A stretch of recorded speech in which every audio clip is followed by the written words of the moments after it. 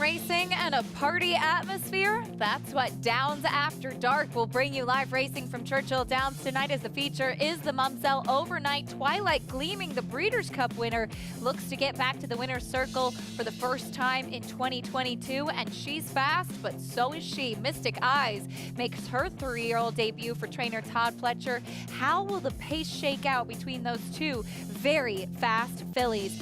80-1 in this year's Kentucky Derby winner, a massive upset with Rich Strike, but no Triple Crown on the line this year as he will skip the Preakness in favor of the Belmont Stakes. 18-1.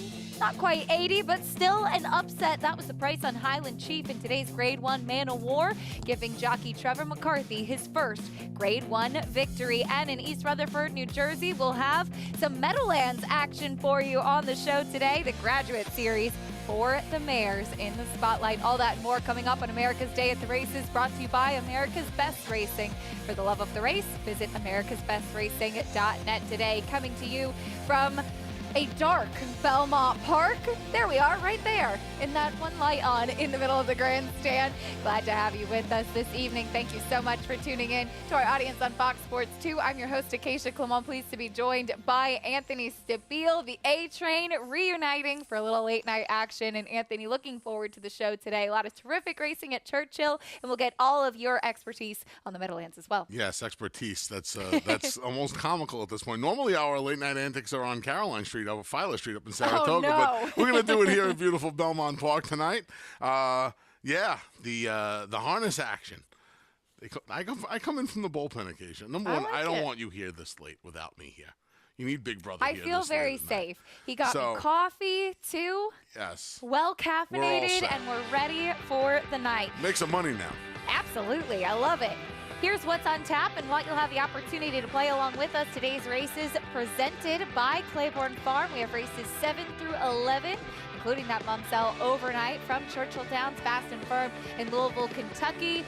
At the Meadowlands, races 8 to 12, the highlights, the open pace, the Graduate Series in race 11. Good track we're dealing with there. You can join Naira Bets today and play all of the action on our program and more while signing up with a $200 deposit match bonus. Use the promo code MATCH200 and get up to a $200 deposit match right after your first deposit. Bet any track, anywhere, anytime.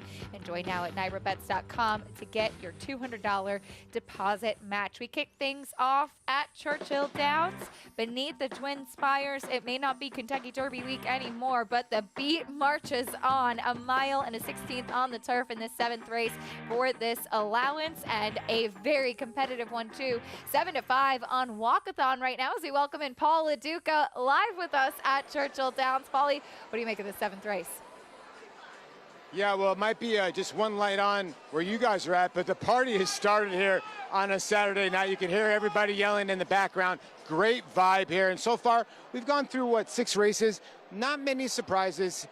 We had one 8-1 shot or so, but I thought this race was wide open. When you look at the favorite in here, the one Walkathon comes off a nice win on the turf for the first time. Now, that was her best race she's ever run. Will she be able to repeat that against winners? Now, she was a little worked up on the track, a little lathered up as well. So I thought you can go many different directions. I thought the 4 Fancy Martini, and somehow Tyler Gaffleone, who's already got a couple wins on this card, he ends up on the Chad Brown runner, horse by Arrowgate, tiny little thing, the tiny little filly, but I think we'll take to the turf. So the one to me at 7-5, I would maybe take a step back a little bit and maybe back up, and maybe we're going to get a little bit of a price in here. Even a couple of the first-time starters on the outside as well, Acacia. I like it, Paul. Thank you. Some intriguing runners in here. Paul mentioned the number 7, Aerobatic, who does try the turf for the first time. You're getting 9-2 on Tyler Gaffleone and Chad Brown, and I completely agree with Paul. My notes, Anthony, from her debut at Gulfstream says small, a lighter frame, could be turf, and we get to try her on the grass today. Yeah, I thought this was a wide open race, so certainly not for a 7-5 shot. Regardless of the last race, the recency for Walkathon, while it's the best last race, I thought this was more of a wide open race. Yeah, Aerobatic certainly makes some sense. You're not going to let Chad and Tyler Gaffleone beat you with a first time turf runner, a Judmont filly. We saw them, Brad Cox unveil a nice one, actually a second time U.S. runner here earlier today in an allowance race at Belmont.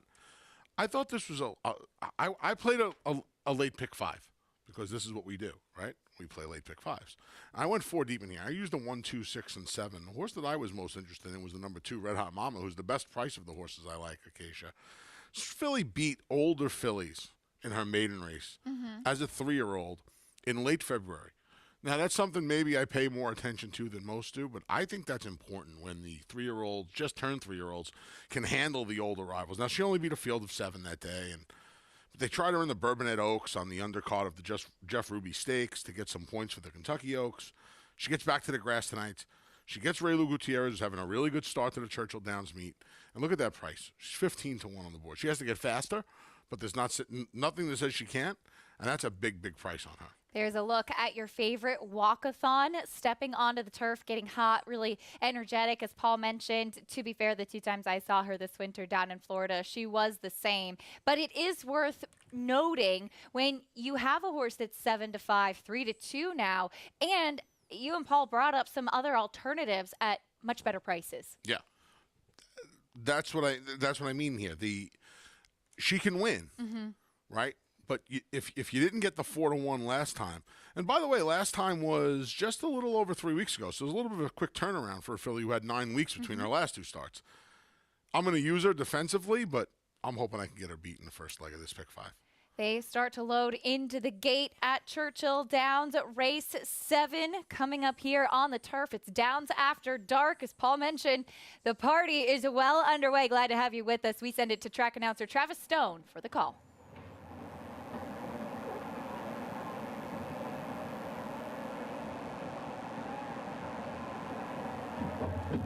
They're in the gate. And they're off. Zawish mid-pack breaks alertly. Schlafmitz is there. Take the back roads. Walkathon for that inside post comes several paths off the rail to engage the front runners as well.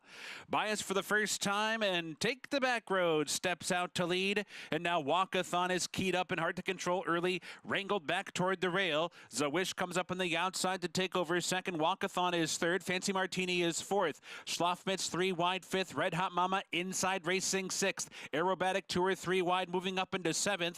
High speed between horses 8th by 2. Love to Run is 9th. Princess of the North reserved at the back in 10th, and Glenall is the trailer. The opening quarter goes in 24 1/5 seconds. Take the back roads, bounding along up top, leading by just a length. Zawish with mild pressure, if that, from second. Walkathon toward the rail is third. Schlafmitz on that one's outside is fourth. They're only 2 lengths off the lead with 4 furlongs to go. Fancy Martini is fifth. Aerobatic has been wide throughout, but is in the clear for the far turn run. Red Hot Mama's buried at the rail. Love to Run is picking it up from the back with high speed. Princess of the North, and at the back is Glenall. Round the far turn, Zawish grabs the lead. Zawish has taken over, but Walkathon is switched outside for the final quarter mile. And Aerobatic is picking it up as well. Schlafmitz is there. Fancy Martini, high speed in behind. 1 furlong to go. Walkathon grabs the lead right at the mid-stretch marker. Zawish is fighting on from second. The rest with work to do. It's Walkathon and a pesky Zawish, but Walkathon works out a trip to score on the wire. Walkathon was first, Zawish was second, Schlafmitz was third. Then it was either Love to Run or Aerobatic. The favorite, a winner, Walkathon under Julian Leparoux. Anthony, she was very headstrong early. She was tough to handle and was still able to run down a good first-time turf effort from the 5 Zawish. If you took Walkathon 4 to 5, the first 3/8 of a mile gave you a headache because she was not having the rating tactics of Julian Leparoux. And then finally, once they straightened down the backstretch, she kind of settled a little bit. She was still a little headstrong, but not as bad as it was, and you see the head on here, not as bad as it was the first 3/8 of a mile when she finally rated. The fact that she was able to produce enough of a late kick to get the job done, she puts a pesky Zawish away. Schlafmitz came running down the center of the course. But, you know, Julian Leparoux, crop turned down, got the job done with this favorite tonight.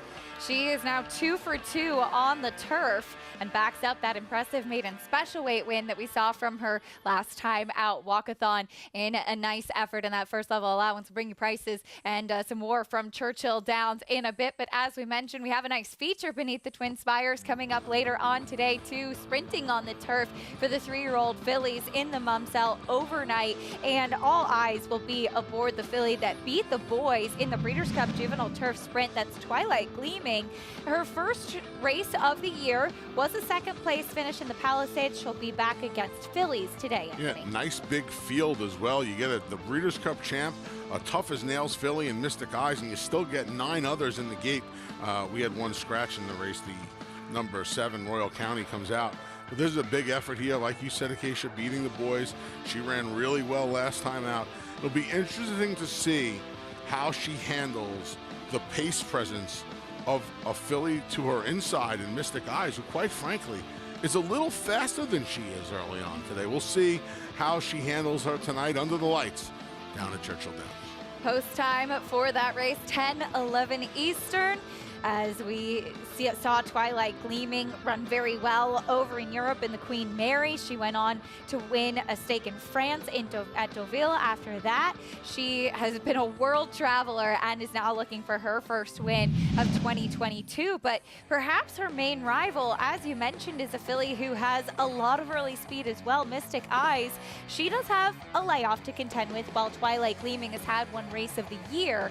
But Mystic Eyes was impressive when we last saw her in the Stewart Manor. Yeah, taking on all comers, going gate to wire. And like I said, Twilight Gleaming going to have to deal with her speed tonight. I think she's faster early than Twilight Gleaming, and I wonder what happens when the fight's taken to the Breeders' Cup champ this evening.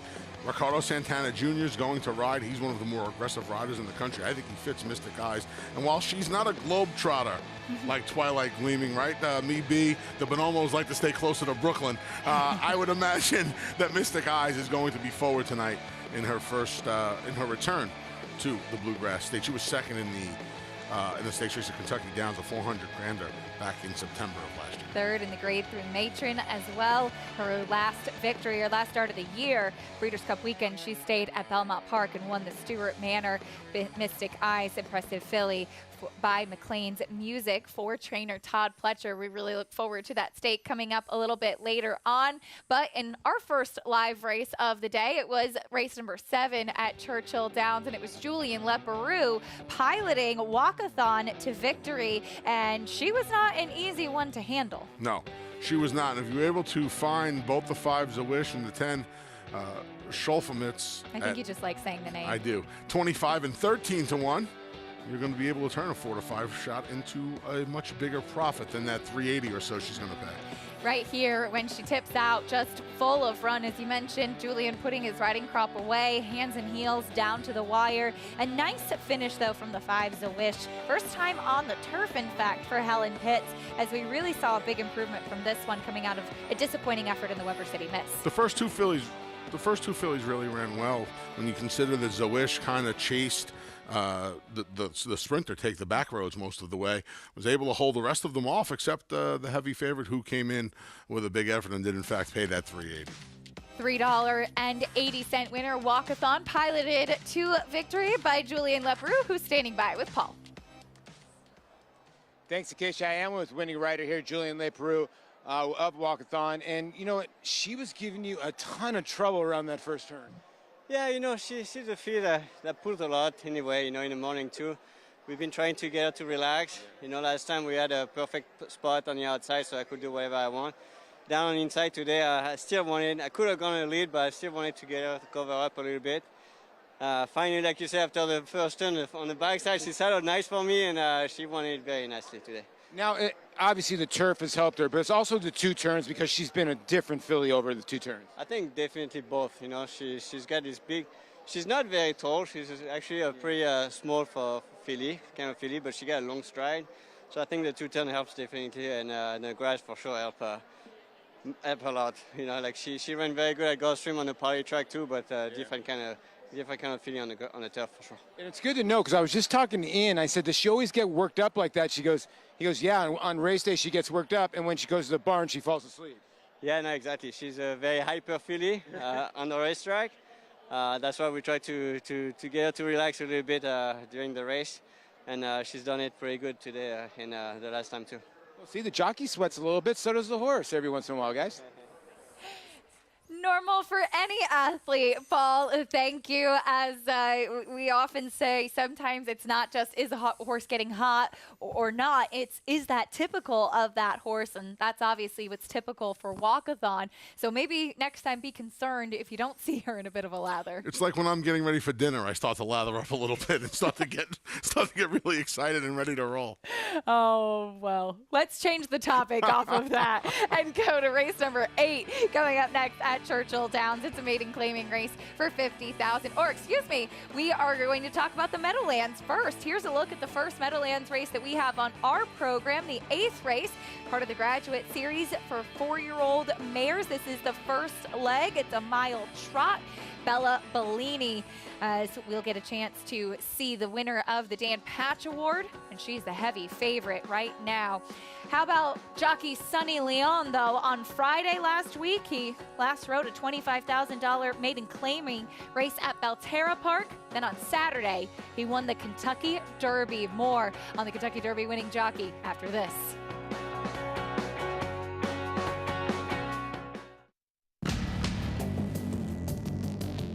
Whether it's Division I or Grade 1, top athletes have certain traits in common. Speed, strength, class, versatility, and most of all, willpower.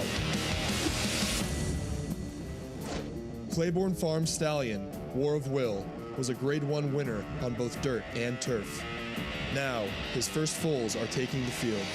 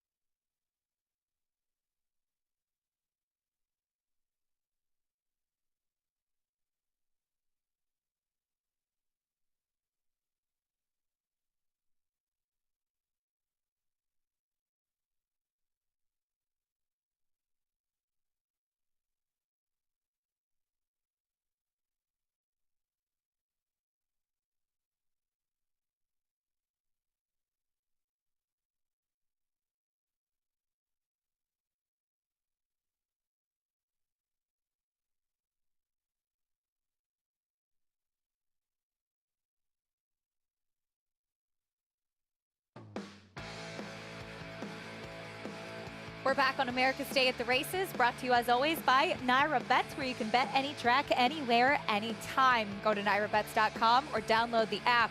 You could even bet from the top of the Statue of Liberty. How about that? Using your Naira Bets app. Well, our live racing continues on today's America's Day at the Races show, or I should say tonight's. We'll be having a lot of exciting action for you from the Meadowlands as we'll head out there to East Rutherford, New Jersey, and welcome in Jessica Otten here with us. Jessica, I know it's been a little up and down as far as weather there in New Jersey today. What are you seeing now? How is the track looking for those wagering on the Meadowlands? The track is looking super phenomenal. You know, we had a beautiful morning here for 9 qualifiers that we raced at 10 a.m. this morning. Then we had a bit of rain over the afternoon in the first couple of races, but it looks to be clear now. We have a clear sky. The track does look good. It is kind of playing a little favoritism to horses coming from off of the pace, so make sure you keep an eye on that. As you mentioned, we have a great second half of the card at the Big M. It's our graduate series for the 4-year-old mares, which is new this year. We have a graduate series for the pacing males and trotting males. males. We had leg 1 last week. This is new this year, so it's for 4-year-old pacing mares and pacers and trotters. And it's a first leg. It's a 3-leg series with the final here at the Big M coming up in July. We've got great races on tap. We'll see the Hambletonian Oaks and Breeders' Crown champion Bella Bellini make her second start off of the bench. Testa Faith, who is the 2021 Horse of the Year, she makes her second start off of the bench as well. And the Indiana superstar Hot Mess Express makes her first start off of the year off of 2 nice qualifiers. She'll have to do it from an outside post. Plus, we have an open pace. So much on tap for the Meadowlands, and I'm so glad you guys are joining me for the night. We can't wait. Jessica, thank you. We'll certainly be leaning on Jessica to be our eyes and ears at the Meadowlands tonight. And it is exciting, Anthony, to have the opportunity to see this new series. As Jessica mentioned, the graduate series already exists for the males, and we got to get the girls some love as well. Absolutely, yeah. This series has been around for an awfully long time. I made my bones betting on harness races in my college years, and well, let's face it, up until like Thursday night. So I'm at home with harness. I love betting harness races. There was a time where I would play more harness than I would play thoroughbreds, usually at night. So the harness was exclusive in New York for a very long time. You can only bet harness racing at night. I know this is alien to all you folks out there, but you couldn't bet thoroughbreds at night in New York. It was a strange rule. We had an antiquated rule, obviously, and now you can bet thoroughbreds and harness at night. But yeah, big fan of the Meadowlands. One of the only local tracks I have never driven over. I've driven at Yonkers, Monticello, and the historic Goshen, the Hall of Fame. Wow. Never won. Not a surprise. An awful lot to tote around. I will tell the Sables show off story later on this evening. The best performance I ever had in the sulky, and she paid $27 the following week. But it's a fantastic story. All's well that ends well, especially if you had the $27 on her the following Wednesday. Something to look forward to a little bit later in the show. But last weekend, fireworks heard around the world, 80-1 at that upset in the Kentucky Derby. Number 21 in off the also eligible list, Rich Strike, with a supersonic pace to close into, Anthony, a horse that was able to get into the field of the Kentucky Derby due to the defection of Ethereal Road and then shocked the world. A split-second decision by Sonny Leone to go outside of a tiring Messier instead of inside produces a $160+ mutual in the most exciting 2 minutes in all of sports. Always is.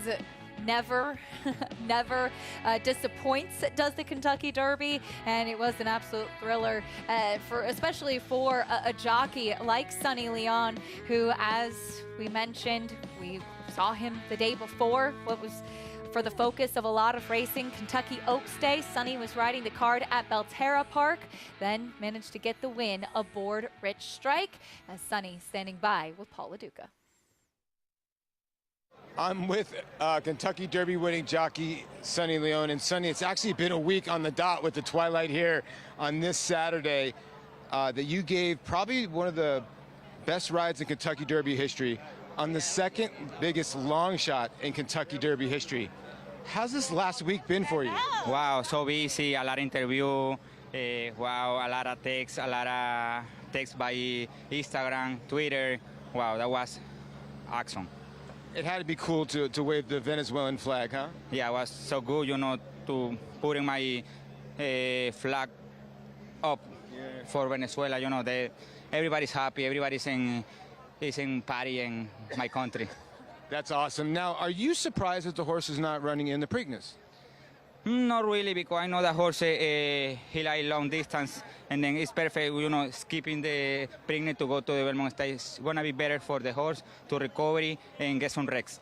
Now, I know the horse wants to come back here. He's happy here. He loves training here at Churchill Downs. Do you think you might have something to prove going into the Belmont to say, hey, Rich Strike is the real deal? I think it's a real deal. It's a top horse, it's strong, powerful, and I think for the distance over Belmont State, he will be fine. And the horse, really, he loved Churchill Downs. He showed everybody last week. Yeah. Well, congratulations again, Sonny, and thanks for being so gracious for the interview. And again, the 148th winning jockey, Sonny Leone. Thank you, buddy. Thank you, everybody. Love getting a chance to hear from Sunny, of course, standing by earlier in the day with Paul. It's always Sunny, and a native of Venezuela, so proud of his country, of his heritage. 4-time leading rider at Mahoning Valley, and not only his first Kentucky Derby win, Anthony, but his first graded stakes ever. That's how you do it. You're going to do it, you do it in style, right? God hasn't won 800 races. He got the Kentucky Derby as his first graded stakes win. Just incredible. It's so great to learn a little bit more about the rider that pulled that tremendous upset on the first Saturday in May. We look forward to seeing Sunny and Rich Strike here in New York for the Belmont Stakes. At the Meadowlands, meanwhile, just about post time for the 1-mile trot for this graduate series for 4-year-old mares. Bella Bellini, meanwhile, as Jessica mentioned, she's the Hamiltonian Oaks champ. She has quite the credentials, and she's 3-5. Yeah, she won the Breeders' Crown as well. A Millionaire's the only one in this field. Obviously needed the race last time out in the Miss Versatility last week at the Big M. That was a Friday night, so she comes back on Saturday night here with this graduate series. She hadn't raced since November, and she had a tough trip the night she got beat in the TVG in the mares. And yeah, I mean, 3-5 is a short price, but this mare's tough. She is a short price, but she's done everything well so far. Jessica, what do you make of this field? I think she's every bit of worth of 3-5. She raced really good last week. She had 2 solid qualifiers going into that race last week. It was torrentially downpouring. The track was hard. The track is good. She gets a nice inside post to work with, and she's just classy in all ways. Here's Ken with the call. It's post time. Preferred equine starting gate moving for race 8. The Graduate Series first leg for the 4-year-old trotting mares for $40,000. Big favorite here, 1 Bella Bellini. At 3-5, the Dan Patch Award winner, 7 Herculesa shooting for 3 in a row. She is 3-1, 4-1 on the 5. Katie's Lucky Day. We start the pick 6 with race 8, and here they come. And they're off and trotting. Herculesa trying to blast off on the outside. Katie's Lucky Day shoots through with Bella Bellini leaving alertly on the rail. A Big City Pearl into the top 4 into the first turn. Then comes Cindy Michelle, followed by Anoka, Hanover, and Chablis, the early trailer. Early tussle here. Here comes Herculesa.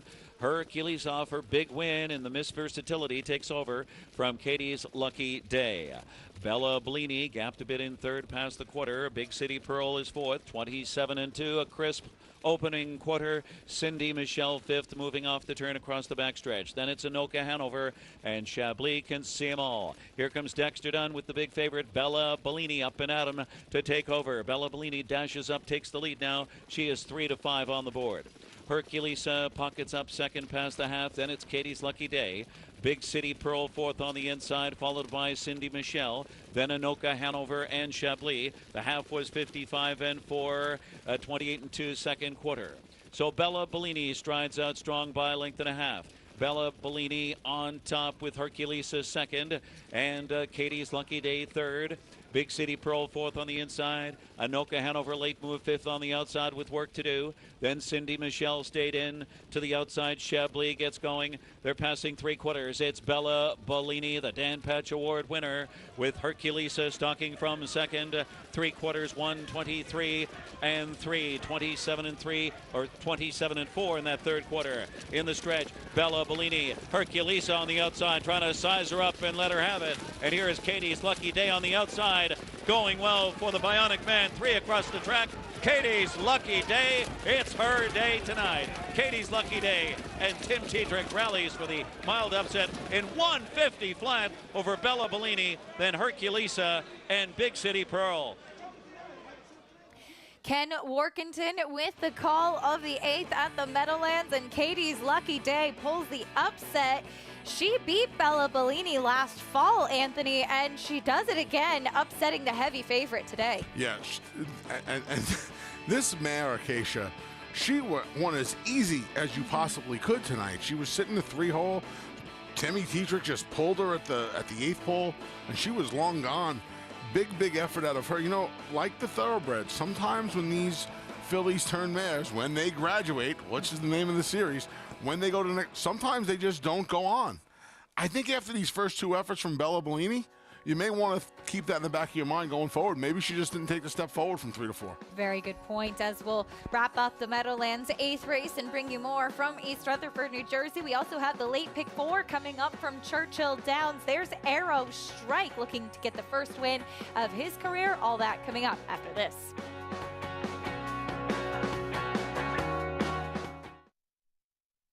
Purple Haze Standardbred Adoption Program was created in 2018 by Wanda Policini. Purple Haze provides training to transition into new careers and finding homes. Horses are started with groundwork and then ridden in an arena before going on. Horses at Purple Haze are evaluated and adopted out based on abilities and temperament. If you have a horse that you care about, or if you're looking for a great pleasure horse, please contact Purple Haze Standardbred Adoption Program. New for Belmont Spring, the $3 triple play pick 3. Choose the winners of the last 3 races at Belmont Park every Sunday to win big. Plus, play on Naira Bets for a free $10 triple play bet. Go to naira.com/triple play for details.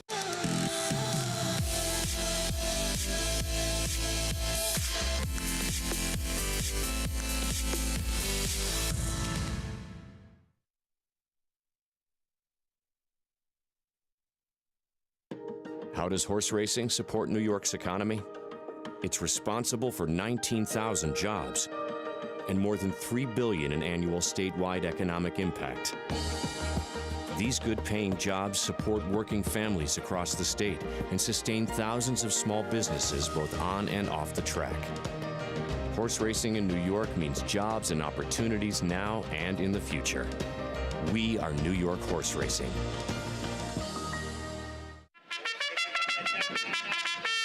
Monmouth Park's 50-cent Win Early Pick 5 is one of the country's earliest Pick 5s, making it the perfect way to get your wagering day started.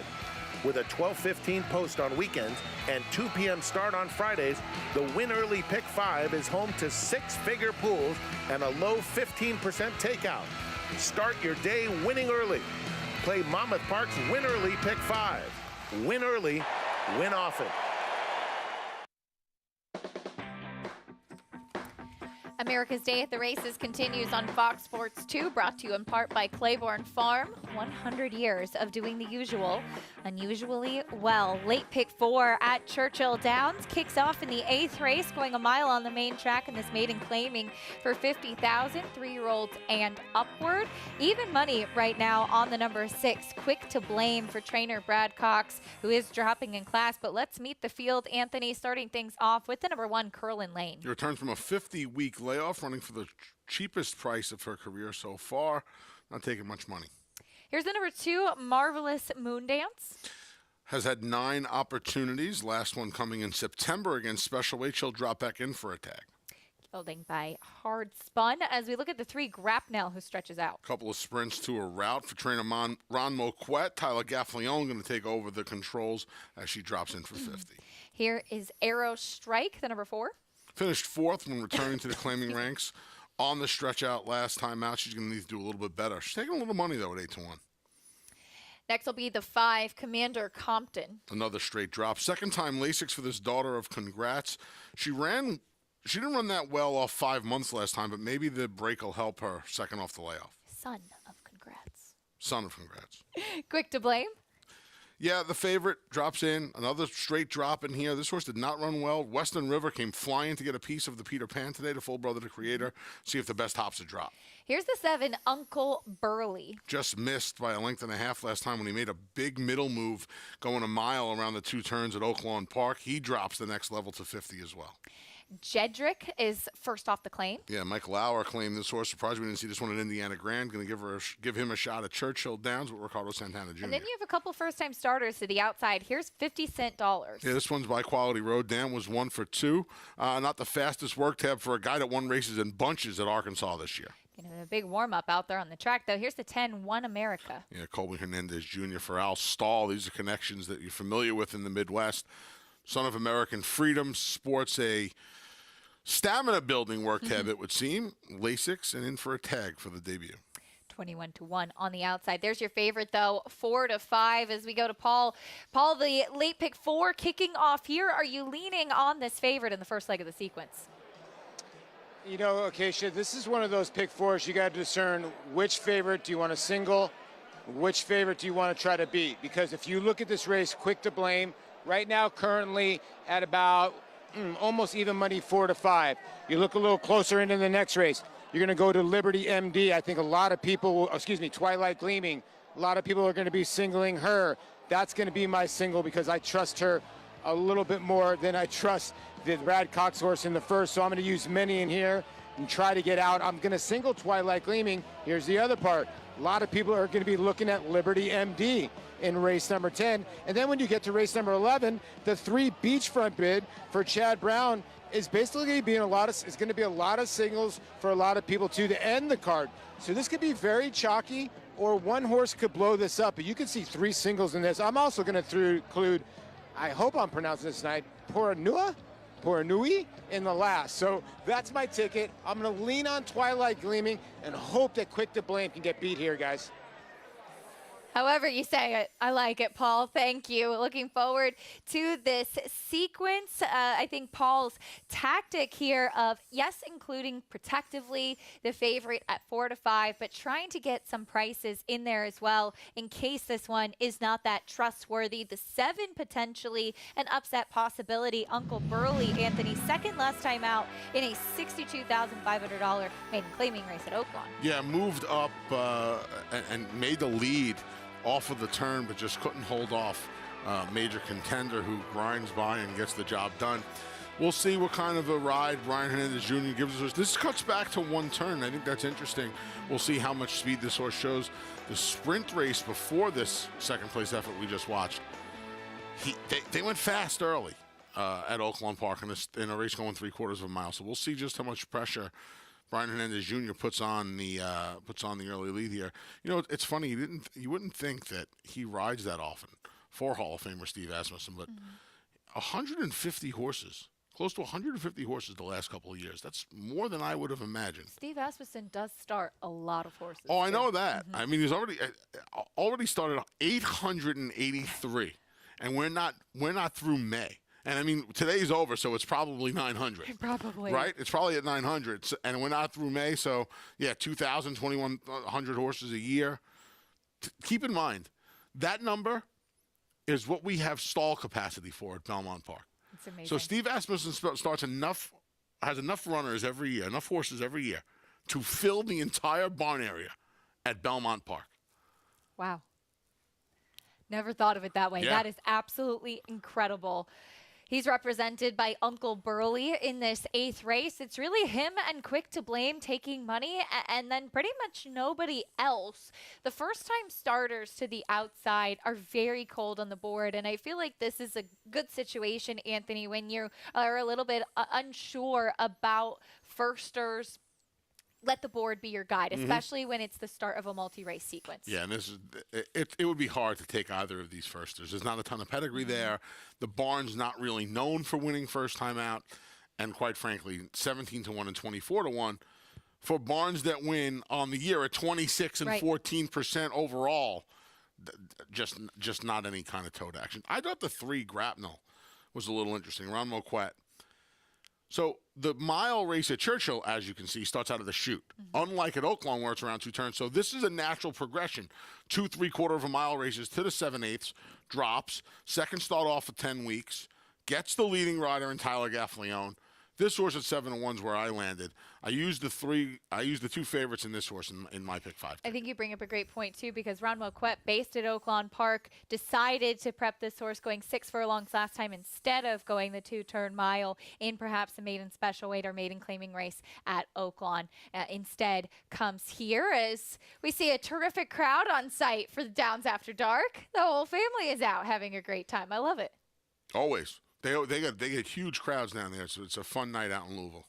Into the gate for the 8th race at Churchill. We're on the main track. Everyone looking for the first win of their career. Here's Travis Stone standing by.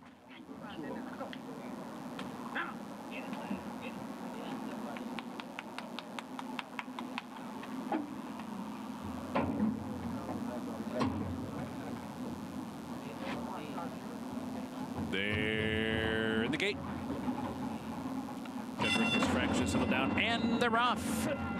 Slight bubble at the start for Quick to Blame. Grapnel breaks well. Quick to Blame recovers quickly. Curlin Lane down toward the rail. Uncle Burley is there. And for that outside post, One America steps on it early and quickly opens up to lead by 3 and angles over toward the rail. Up the chute they go, and it's One America in front, now trying to slow down while doing so. Quick to Blame tugs up to be second. Grapnel's racing third. Uncle Burley comes away in fourth. Curlin Lane on the move from fifth. Jedrick is back in sixth. Arrow Strike moving through toward the inside of Marvelous Moon Dance. They're together, seventh and eighth. The break of two back to 50-cent dollars. Ninth. And Commander Compton, the trailer. Opening quarter clicked off in 22 and 4. One America, the leader at the halfway point. Quick to Blame is poised on the outside second. Grapnel is tucked away third and toward the rail. That opening half mile in 46 seconds flat. 3 furlongs from the wire. One America still in front. Quick to Blame is cruising along, and Uncle Burley's coming on 3 wide, and Jedrick is coming on 4 wide. Grapnel shuffled back down toward the rail. Marvelous Moondance within range. Also under pressure there is Curlin Lane. Commander Compton switches to the outside. Off the turn into the stretch. Quick to Blame pounces on the front runners and takes a 2-length lead into the final furlong. Here comes Uncle Burley. Jedrick with a shot down the center. Quick to Blame leading by 2. Jedrick runs up into second, closing in on Quick to Blame. Quick to Blame digs down deep and wins. Quick to Blame the winner in the end. Jedrick was second, Uncle Burley was third, and Marvelous Moondance was fourth. The favorite, a winner, Quick to Blame, hit the front, able to hold off a late-running Jedrick late. Yeah, Florent Giroux just allowed the favorite to chase One America, the first-time starter who caught a flyer coming out of the starting gate. Kind of ran off a little bit through an opening half in 46 and change. Was able to take over from that one. Jedrick, who had a lot of chances, 8 to be exact, came running late, cutting back to the one turn, but ran out of real estate late. Quick to Blame, the winner over the number 8 Jedrick, and you mentioned it, the number 10 One America. After the break, broke fine kind of with the rest of the field, and then all of a sudden just rushed up and really seemed to be a handful for Colby Hernandez, who's trying to get him to settle down. And sometimes first-time starters that just don't know exactly what they're doing quite yet can be those kinds of runoffs on the track. It's tough too first time out. He hustled him out of there and asked him to assert himself and open up that big enough and fast enough lead, and then he tried to get him to come back to him. Yeah. The horses, they have enough to deal with first time out. Asking them to go and then asking them to stop, probably not the best thing. I'd keep an eye on that one next time out. I like when horses break as sharply as he did first time. There's your winner, though. Quick to Blame, Florent Giroux in the saddle. When we come back, we'll recap the graded stakes action at Belmont Park, an upset in the Grade 1 Man of War, and a special victory for that man, jockey Trevor McCarthy, with his first Grade 1 victory.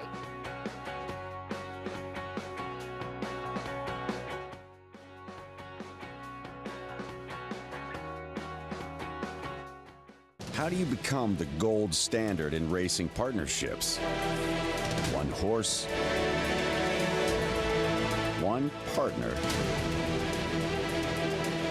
one victory at a time.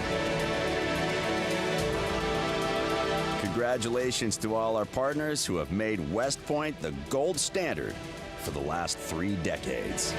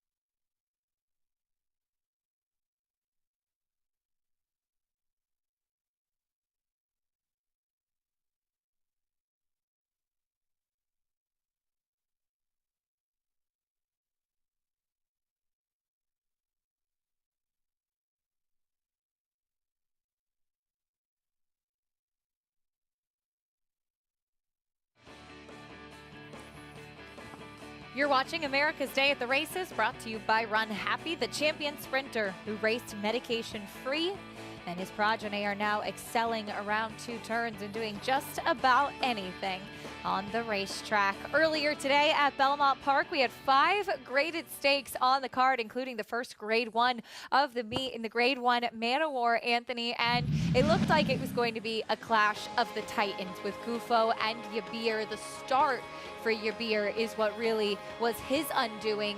Meanwhile, the start for the eventual winner, Highland Chief, and the ride from Trevor McCarthy made all the difference. The Chief got it done today. What a good ride by Trevor McCarthy, his first grade 1. Aban looked like, with the scratch of So High, that he was going to be loose on the lead, but Trevor McCarthy decided that he was going to put just a little bit of pressure on Aban around there, and he put his horse in a perfect spot to get first jump on Aban. You see him take the lead right there around the 8th pole. Here comes Gufo with his run. Here comes Yabir. I don't know if the start hurt Yabir as much as some others do. He was going to be last, and where he probably was, where he was anyway. This was a heady ride. And I'll tell you what, we're going to focus on Trevor's ride because it was a great one. This horse ran. This horse ran today. This horse ran for the entire 1.5 miles today. This was a 1 3/8 miles. This was a big effort from this horse today. Horse by Glen Eagles, the Irish bred, who we saw running over in Great Britain before coming here to the U.S. He broke very slowly in his U.S. debut at Aqueduct last time out. And I had spoken to Grand Motion prior to the race, wondering if he was going to be more forward, because I noticed in his European races he was more forward, and that was his typical running style. And Graham thought he was going to break sharper second time in the U.S. It's funny, the way Graham had another horse in here, the number 1, Easter. The way the 2 horses ran in their respective U.S. debuts, I thought Easter would be the one that would be a little bit more forward, that maybe had a little bit of a better chance than the winner. But the roles were reversed, and Trevor gave a great ride and put the winner right into the race from Jump Street. Trainer Graham Motion saying Trevor McCarthy's been riding for him since he was 16 years old. A special day for that team. Back at Churchill Downs, into the winner's circle in the 8th race goes the number 6, Quick to Blame, under Florent Giroux. Paul mentioned that there's been a lot of logical results tonight, and that continues here as the 2 races we've covered, both won by heavy favorites. And again, aggression pays off here. Florent Giroux put this drop down, this Son of Blame, right into the race early. He allowed him to just sit off of the runaway first-time starter speed and was able to take the lead away and hold on by a diminishing length over a 22-1 Jedburgh. Nice exact. $3.20 winner, but a nice exacta indeed. $43 if you had 6-8 there in race number 8. It'll be stakes time next in the 9th race as Twilight makes her way to Churchill on a, I guess it's a little bit after Twilight at this point, but Twilight Gleaming, Breeders' Cup Juvenile Turf Sprint winner, looks to get back to the winner's circle for the first time in 2022 after this.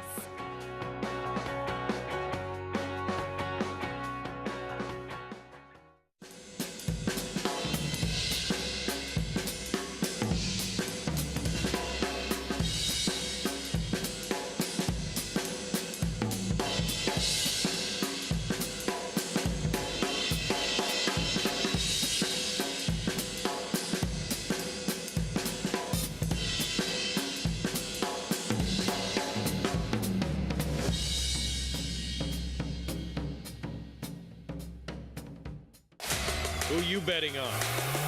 How about an app created specifically for horse racing? Naira Bets. We specialize in thundering hooves, fist pumping, and boosting your bankroll with robust weekly promotions. And offer betting tips from actual horse racing experts. Bet all day and night, nationwide. Get the action and thrill of horse racing with Naira Bets.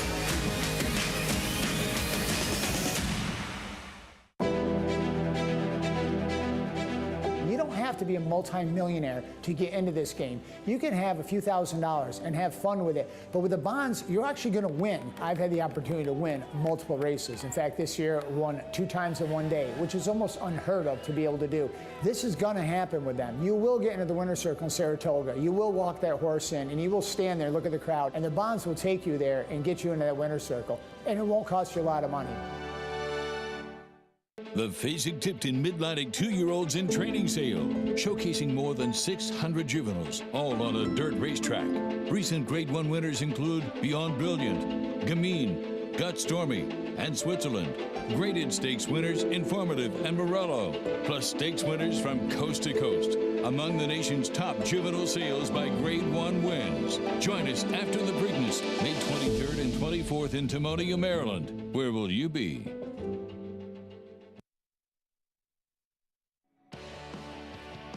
We're back on America's Day at the Races, brought to you by America's Best Racing. For the love of the race, visit americasbestracing.net today, looking at one of my favorite places in New York City, Grand Central Station, as we head over to New Jersey and check out race 9 at the Meadowlands. This is the Graduate Series for 4-year-old mares, the 1-mile pace. In the 8th race, Anthony, we saw the 1-mile trot. For those who may be new to harness racing, what is the difference in these types of races? So the pacers will move their front and back legs on the same side. So it's left, right, left, right, left, right, left, right. The trotters, the cadence is opposite. So it's left front moves with right hind, right front moves with left hind. That's why the trotters are more apt to go off stride. They will lose their stride more. Pacers will as well. I've actually, in the 9 races I've driven, I've went off stride. It's not a fun feeling. I can imagine. Yeah, they kind of run up. You never say a harness horse is running. When they do, it's not a good thing. Take it from experience. My forearms are twice their size. It's not because I was trying to get pumped up like the old SNL guys. It was not fun because when you have a 1,000-pound animal doing whatever he wants, whether you're on top of him or behind him, not a good thing. So basically that's it. And you can see it. You can see it right there. As these are paces, you see the number 6 right now. Beach Crazy is on your screen. Left, right, left, right, left, right. Pacers in the spotlight here. Michaela to the inside, even money as we go back to Jessica Otten on this 9th race. Yes. The 9th race is our first division of leg 1 in the mares division, the mares graduate series. We saw Katie's Lucky Day explode off of cover and scoring 150. Just to tell you how fast the track is tonight, that establishes a new mile mark for the trotters of the season. The fastest trotting mile of the season was just trotted here at the Meadowlands. The last race, 150 by Katie's Lucky Day. To take a look at a few of the horses in this race, the one Michaela, she's been super sensational since returning to the track in her 4-year-old year. She started off the year in the New Jersey Maturity Breeders' Stakes here at the Meadowlands, and if you look at those lines, she cut the mile and she paced strongly home. 26-3, 25-2.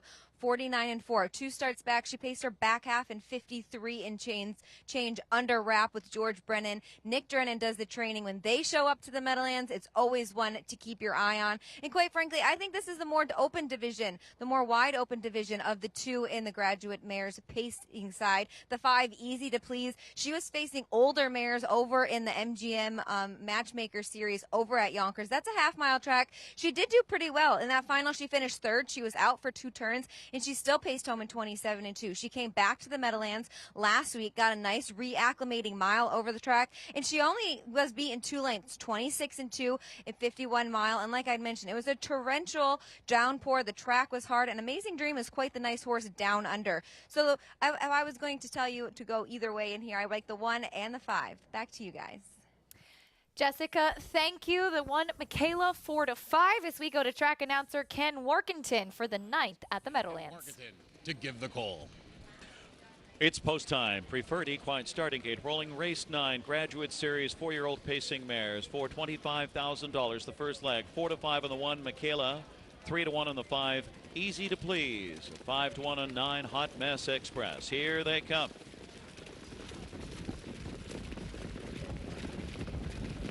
And they're off. Hot Mess Express blasting off on the far outside. Easy to Please. And on the rail, Michaela leaves sharply. And think of Galaxies in the top 4 as Darby Hanover just floats away in 5th position. Off the record is 6th, followed by Beach Crazy 7th. At the rear of the field, Always Be Laughin', and Scarlet Hanover can see them all. At the opening quarter, here comes Easy to Please and Jordan Stratton, 9-5 on the board here.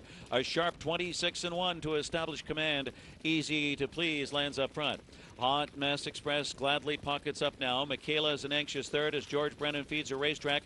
She is going to surge to command.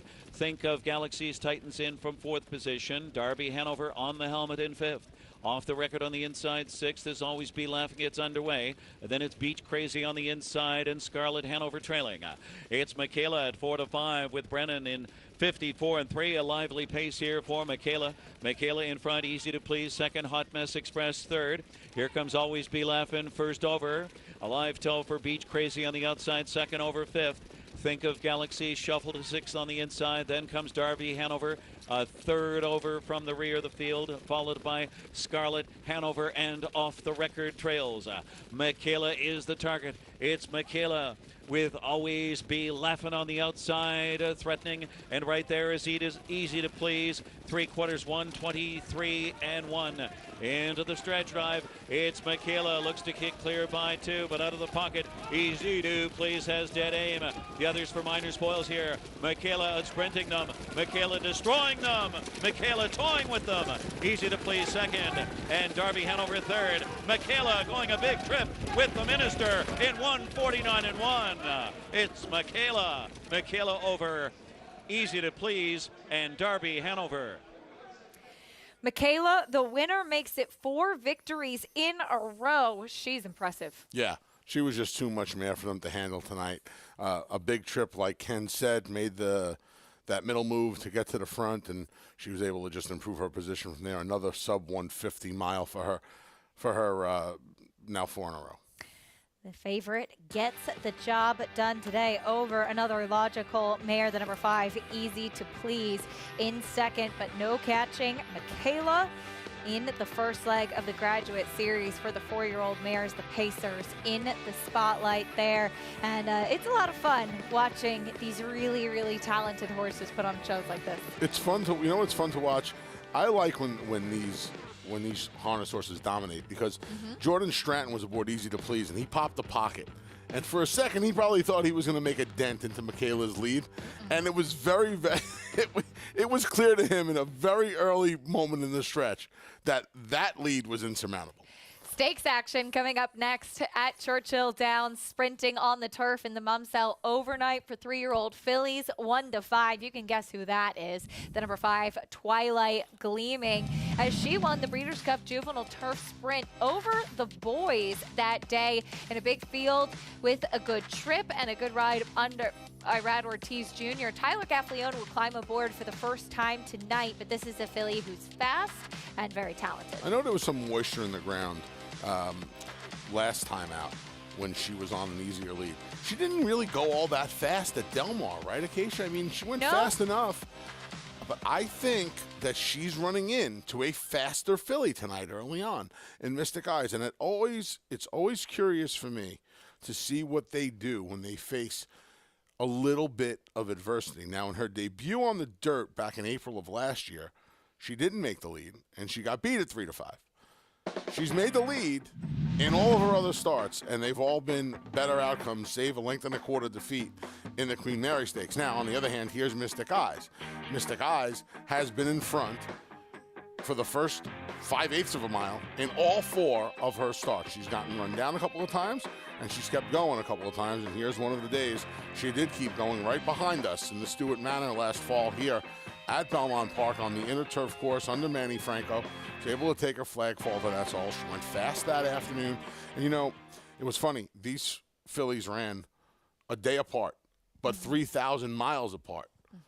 She ran faster on a November course at Belmont than Twilight Gleaming ran on a November course in San Diego. Very good point. She is faster than Twilight Gleaming. And if I am the connections of Mystic Eyes, you take the fight to the favorite tonight.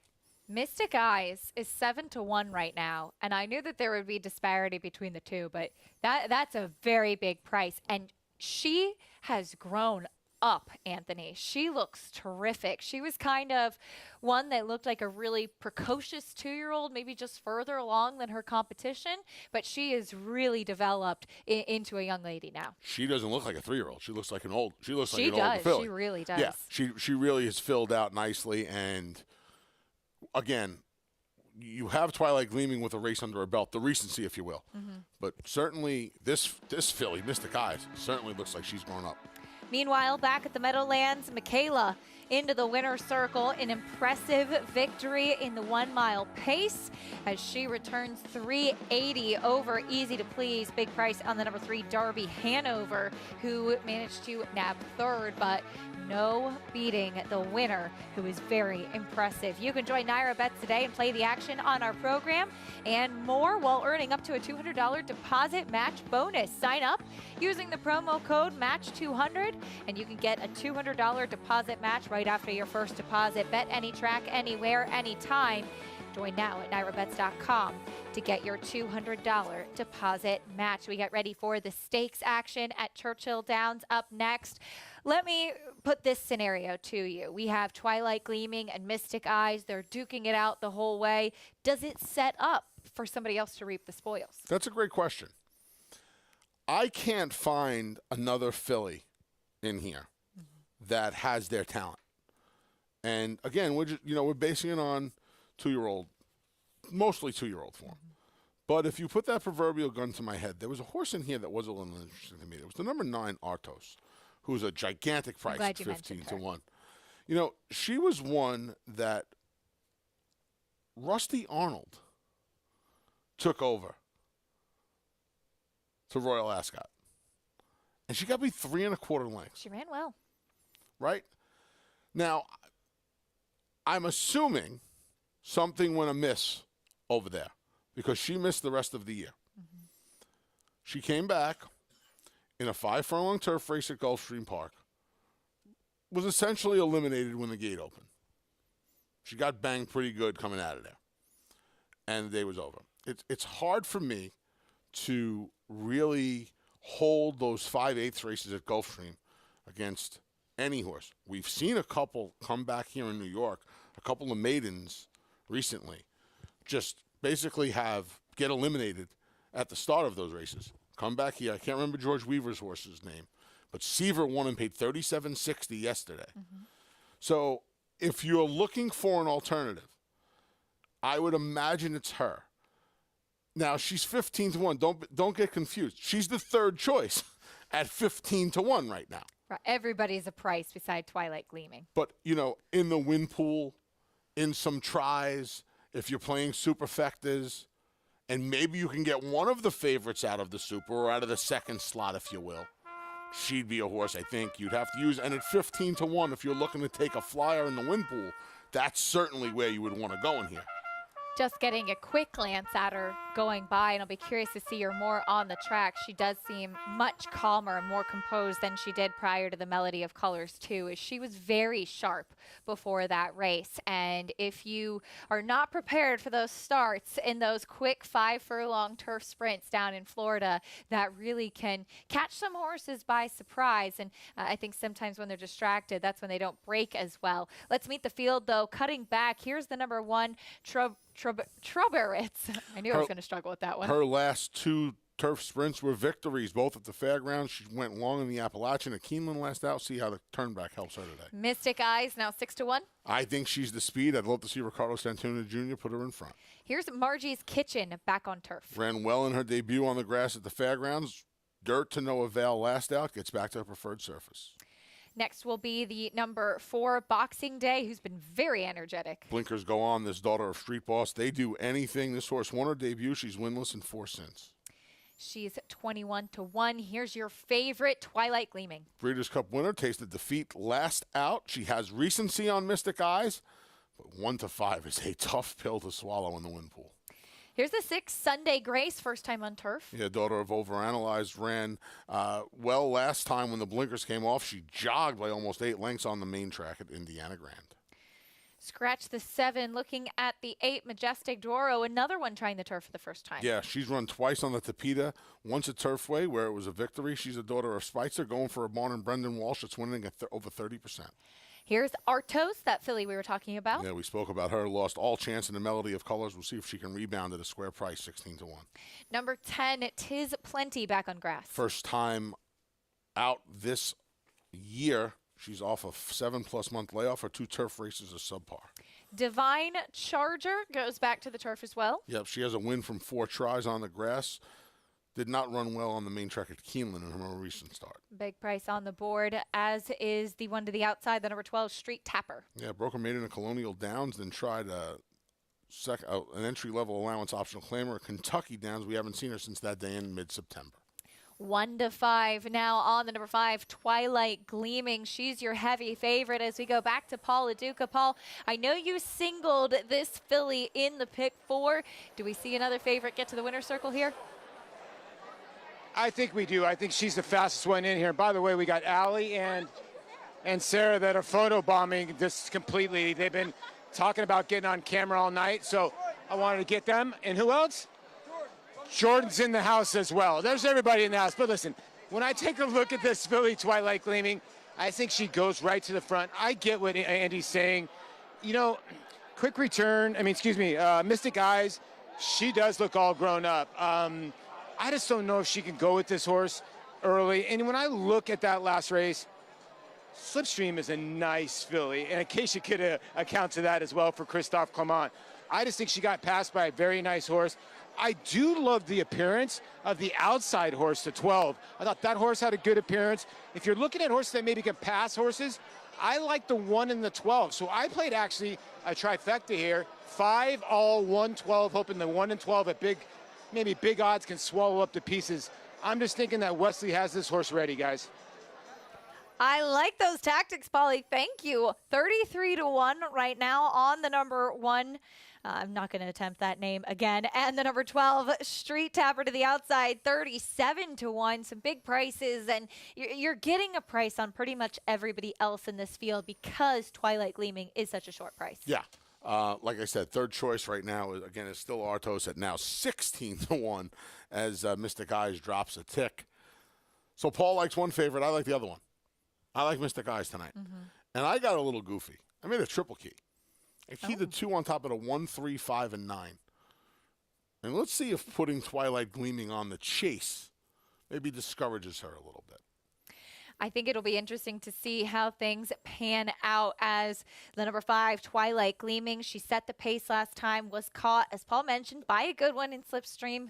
Miss Royal Ascot Bound did win the Breeders' Cup Juvenile Turf Sprint, being able to set the pace. Some of the others just running out of real estate, going that 5 furlong distance. The 2, Mystic Eyes, meanwhile, she's actually cutting back. This is the shortest distance that she's gone to. Given how fast you think that she is, does that actually give you a little bit more confidence in her that she's going a furlong less than what we saw at Belmont? Yes, it absolutely does. And I love that she's coming back in a 5/8 race because she doesn't have to be as fit. Now, not to say she won't be. Hall of Famer Todd Pletcher has him ready to roll off the break.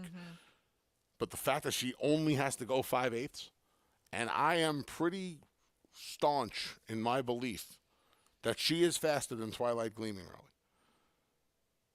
Well, I know I'm not there in person, but I have been really impressed with what I've seen from the 2 Mystic Eyes today, coming back in the first start of her 3-year-old season. And it is fun this time of year, too, Anthony, to see some of these horses that we saw run as 2-year-olds, and maybe they're very precocious. Some of them don't necessarily take a step forward, and yet some of them do really blossom as they come back as 3-year-olds, physical maturity, mental maturity, and we get a chance to see them really show their best. And this is where I think we start to see who rises to the top of this division. Absolutely. It's one of the fun things, like you said, when these, especially the quality horses, right? When the quality horses come back, and it's funny because as a handicapping tool, you can employ this to maiden claiming races on a Thursday afternoon at Belmont. Absolutely. To returning Breeders' Cup and Stakes winners on a Saturday night at Churchill Downs.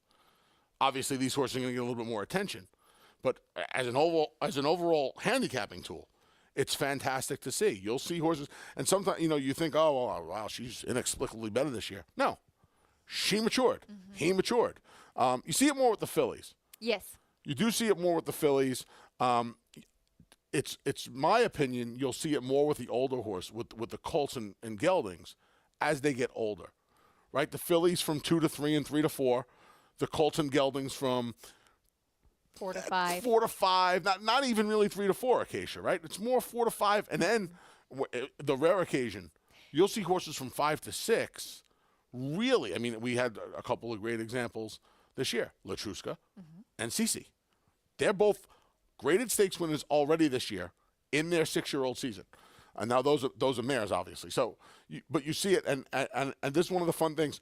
Looking at them from 752 miles away, that's from somebody who's made that trip 3 times in his car, you got to love what you're seeing from Mystic Eyes tonight. She looks sensational out there on the track. The number 5, Twilight Gleaming, filly by National Defense, winner of the Breeders' Cup Juvenile Turf Sprint. She's a Globetrotter looking for the first win of her 3-year-old season. This will be a fun one. I think it's going to be pretty quick early on. We'll see if one of those very fast fillies, is it Mystic Eyes, is it Twilight Gleaming, is it somebody else, gets the win in the Mumsell overnight. Just about loaded in. Here's track announcer Travis Stone with the call.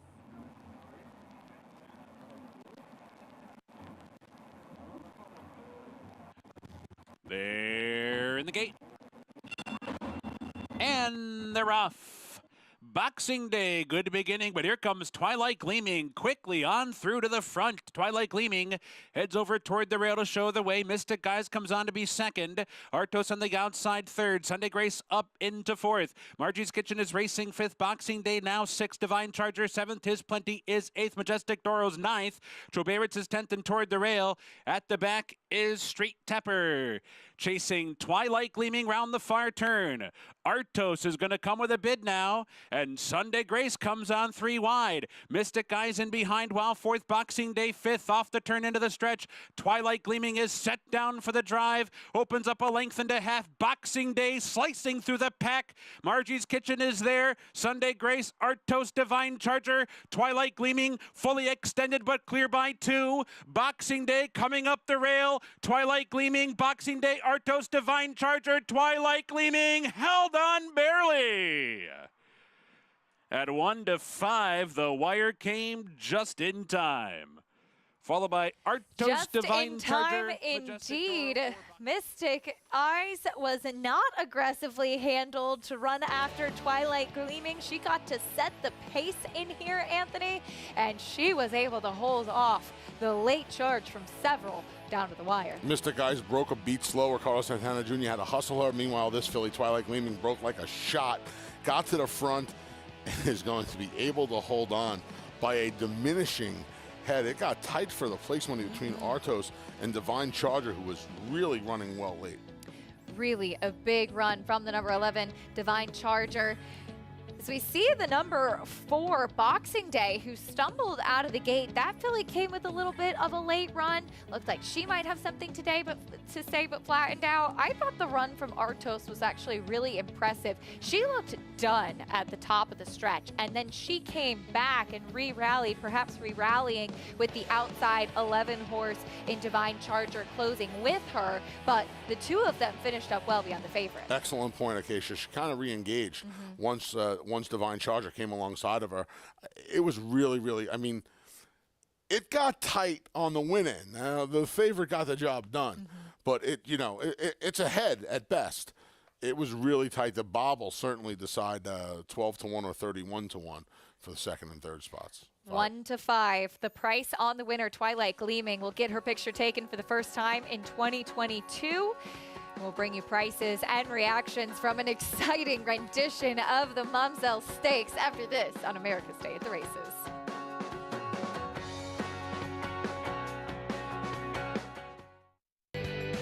As the most trusted sales agency for over 25 years, Preferred Equine has been the leading consignor at all the live, in-person, yearling, and mixed sales throughout North America, representing clients from around the globe. And with the recent launch of Preferred Equine Online, they offer the newest and up-to-date technology in online digital sales. Visit preferredequine.com or give them a call at 914-773-7777. There's a reason we're preferred.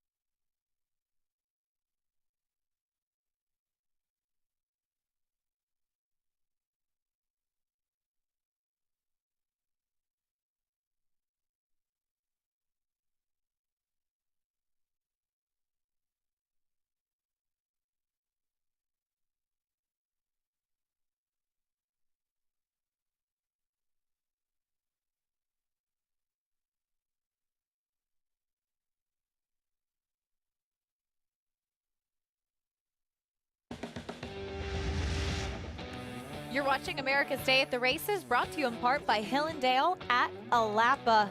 Our feature race at Churchill Downs was the Mumsell Stakes, and it did not disappoint. The number 5, Twilight Gleaming, able to hold on, but hold on barely as the photo did come back. Anthony, the number 11, Divine Charger, just got the bob for second over the number 9, Artos.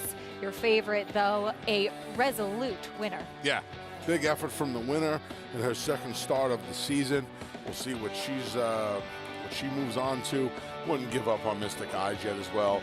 Off the layoff, bad break from the rail, 2-hole actually. We'll see what she does. But yeah, this is a big effort from Twilight Gleaming. They didn't come home all that fast, but she did some running early. She was able to hold off all the challengers. Big effort from Divine Charger, getting the place money from Artos, who ran well also. Like you said, occasionally looked like she was going to be off the board when they turned for home. She gets to be the head for the whole thing. Yeah, nice effort from these 3 fillies. We'll see what they do from here. 5, 11, 9, very tight under the wire as Twilight Gleaming will go into the winner's circle for trainer Wesley Ward, a filly that he took over to Royal Ascot last year, ran second in the Queen Mary, won a stake in France at Deauville as well. She's been all over the globe, won the Breeders' Cup Juvenile Turf Sprint against the boys, and now she gets the first win of her 3-year-old season. Do you have some more faith in her moving forward after this performance? Or still a little suspicious? I'll tell you what, she's had 2 tough races so far off the bench. I wonder what Wesley does with her next.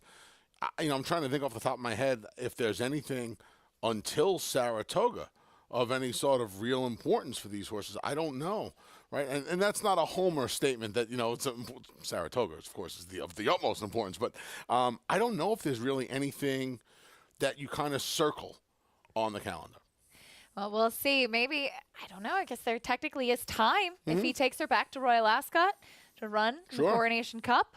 We'll see what happens. But Twilight Gleaming in the colors of the Stone Street Stables, Barbara Banke Stone Street Stables, now a 3-year-old turf sprint opening week at Saratoga. She's faced the boys plenty of times before. That's not something that this filly and her trainer really care too much about. No, they certainly do not. Certainly do not. But certainly made it exciting. Twilight Gleaming did in that victory in the Mumsell Stakes, and Wesley Ward had so much success, has had so much success with these 2-year-olds early on in their career. But clearly this is a filly too, as we talked about, that progression that you like to see. I know that she was beaten last time in the Palisades at Keeneland. She was beaten by a good horse, but she was game in that effort too, and game today under jockey Tyler Gaffalione, who's now standing by with Paul. Yeah, I'm with the winner of the Mamselle here, Tyler Gaffalione aboard Twilight Gleaming. First time you've been on this filly. I guess Wesley said go, go, go? I worked her maybe 2 weeks ago, and he said if we could sit off somebody, it'd be ideal, but she's just so naturally quick. She's got so much speed, and she's a tremendously talented filly. And now, at one point, you were going very quick. You knew there was a ton of speed in the race. Did she re-engage when that other horse came to her at the top of the lane? Oh, most definitely. You know, down the backside, I was surprised how easy she was doing everything, because she was going pretty quick, but her ears were going back and forth, and she was just kind of waiting on horse. And then when they came in engaged at the top of the lane, she found another gear. Then she started looking around, looking at the grandstand a little bit down the lane, but she's professional. So she's still a tiny bit green, you think, though, Ty? Yeah, you know, she's lightly raced filly. She's still learning, but it's a big difference from what she normally runs. A big crowd out here tonight, so it's all new. Now, we've had some rain. How is this turf course playing? Because when I talked to Darren Rogers, he says it drains unbelievable. It really does. Churchill Downs always had a great draining system. They do a tremendous job with the course, and we feel safe, and we're happy with it. Good job with Twilight Gleaming today. Wins the stakes race here at Churchill Downs. It does so in a gutsy fashion. Paul, thank you. Tyler Gaffalione aboard Twilight Gleaming, $2.60 winner. 31-1 shot. Divine Charger got second over 12-1 Artos. And I loved hearing what Tyler had to say about the turf course as well. We saw that new Matt Wynn turf course unveiled at Churchill Downs prior to the Kentucky Derby, and it has been in tip-top shape. The other thing I'll say is this, you know, Paul asked Tyler, and it was a good question to ask. She's still a little green. Don't discount racing under the lights, because that's something, especially for a filly who's just turned 3 a few months ago, and you know, in actuality, maybe not even 3 for more than 2 or 3 months. Something that was new to her tonight.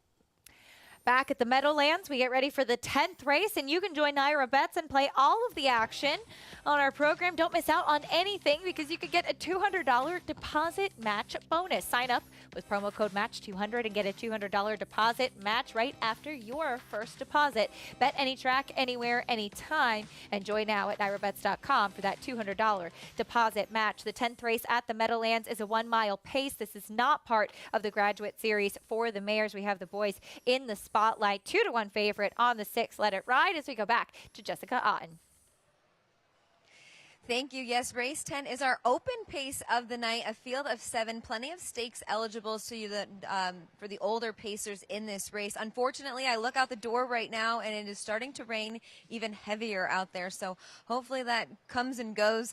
Just to take a look at a few horses in this race, the 1 Ignatius out of the Knoll Daily Barn. He really caught everybody's eye when he came to the Meadowlands. He qualified super well, and then he paced home in 25-2 his first start here, and then he went on quite the roll and moved up the class ladder while doing it. Rallied off 3 wins in a row with 26-second flat last quarters and paced in sub-50 miles as well. Last week, he moved up to the open ranks, finished a solid third behind Working on a Mystery and Nicholas Beach, who are 2 stakes horses, 26-3 last quarter and a 148-3 mile. He gets the rail to work with tonight. Andy McCarthy in the bike. There's 2 nifty Norman trainees in here. I'll tell you about the 6 Let It Ride. Brian Sears will hop in the bike after Dexter Dunn jumped off of this one and chose Jack's Legend. The reasoning behind that is because Jack's Legend is stakes eligible, or Let It Ride isn't. But, you know, Let It Ride has been a solid campaigner all year long. He continuously puts up good miles. Last week, he was 4th dead heat, beat 2 lengths, paced home in 25-4 and a 49 mile,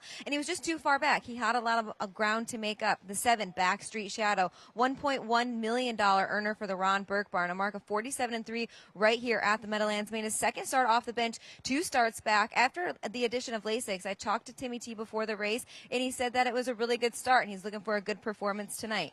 Here's Ken Workington with the call of the open pace, race 10.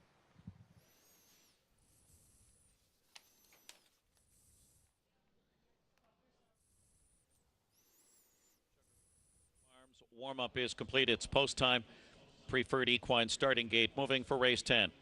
Last chance, late pick 4.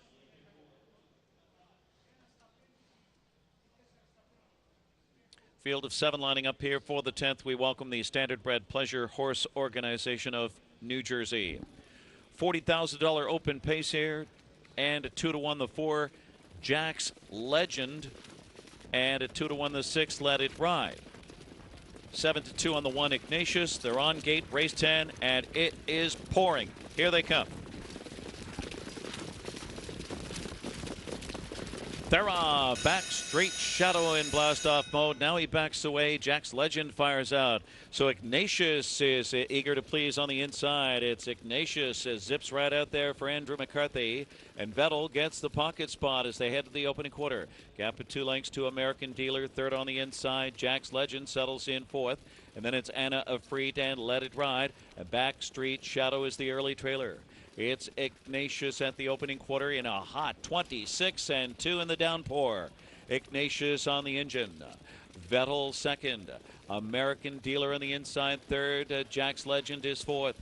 Then it's Anna Afreet and Let It Ride in backstreet shadow in post position order across the backstretch and no right lines. At 2-1, it's Ignatius leading the way. Vettel, a 2-hole ride. Perfect trip here. American Dealer right there third. Jack's Legend is fourth at the half, followed by Anna Afreet and Let It Ride and Backstreet Shadow. The half 54-3. Ignatius continues to carve it out as they hit the far turn with 3/8 to go. Vettel looking to capitalize on that pocket trip. American Dealer on the inside third. Jack's Legend edges to the outside fourth. Let It Ride gets going on the outside stride for stride with Anna Afreet. Then Backstreet Shadow over by 3/4. It's Ignatius in front. Here comes American Dealer on the outside with dead aim. Vettel's in the pocket spot. 3/4, 1:22-3 into the stretch. Ignatius, the one to track down. He's looking strong by 2. But here comes American Dealer and Todd McCarthy on the outside with open road. Then it's back to Vettel. A late move from Jack's Legend on the outside. They sprint to the wire. Ignatius, American Dealer on the outside. Ignatius almost there. Ignatius all the way. Ignatius. And then American Dealer.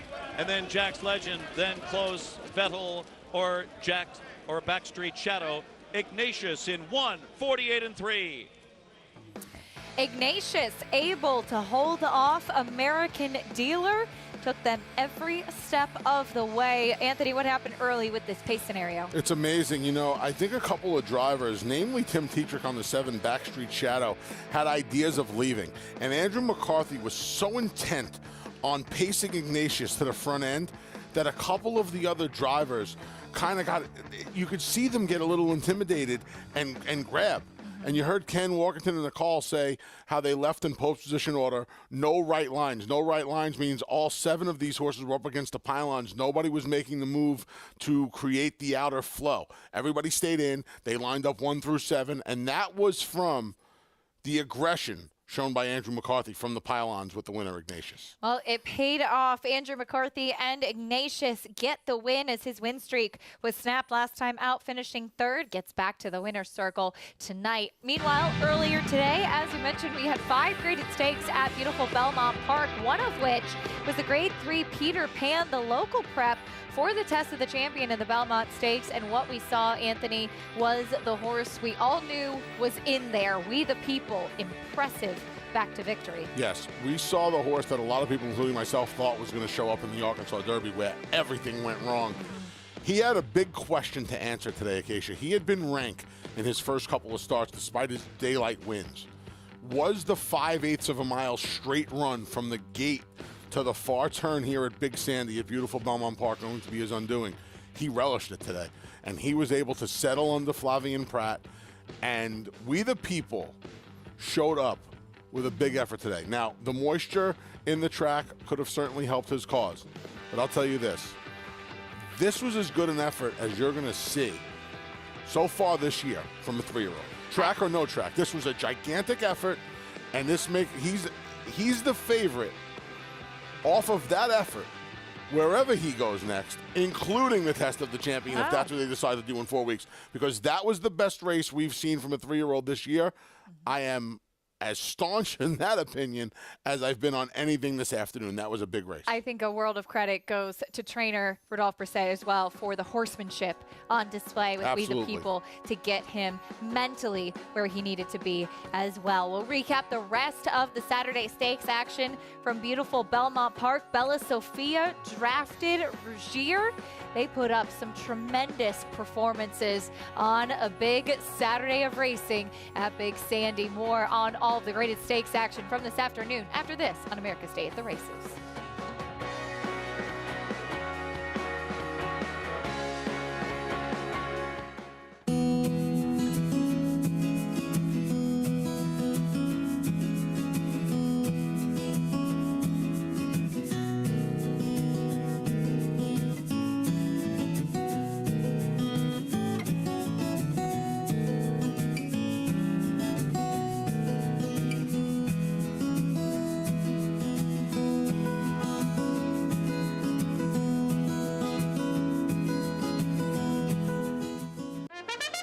Now more than ever, it's time to get with the program because New York breds start with an advantage. New York breds run for serious green. At Belmont and Saratoga, New York bred maidens run for up to $75,000 and allowance horses for up to $85,000. And serious New York bred owners can collect awards of up to $20,000 per horse per race in open company. So get back with the program. Seriously.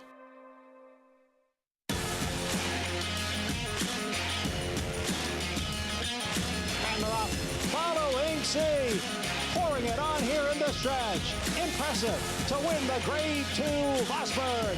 Following C. Smile Happy has kicked it into high gear. And Smile Happy with a powerful performance wins by 2.5. The Clutch champion Run Happy, standing at Claiborne Farm. Racetrack Television Network brings you every race, from every track, on every screen, every day. With monthly packages starting as low as $5, RTN gives you great value and access to more live HD streaming and race replays than anyone. Visit RTN.tv today to sign up and watch on almost any device, including Roku and Amazon Fire. RTN has packages that start at $5 per month.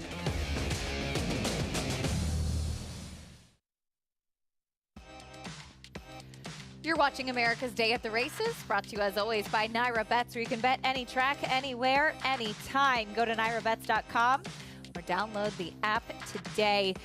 At Belmont Park this afternoon, it was a terrific day of racing. 5 graded stakes on the card. We've talked about a couple of them already, but one big name we were really looking forward to seeing back today, Anthony, was Grade 1 winner Bella Sophia in her first start of the year in the Vagrancy. And she delivered in a nice way, too. Here she is making the lead. She was chasing Miss Brazil around there, who's fading in the white cap along the inside. Frank's Rocket, an accomplished 5-year-old mare, as Bella Sophia in her first start as a 4-year-old.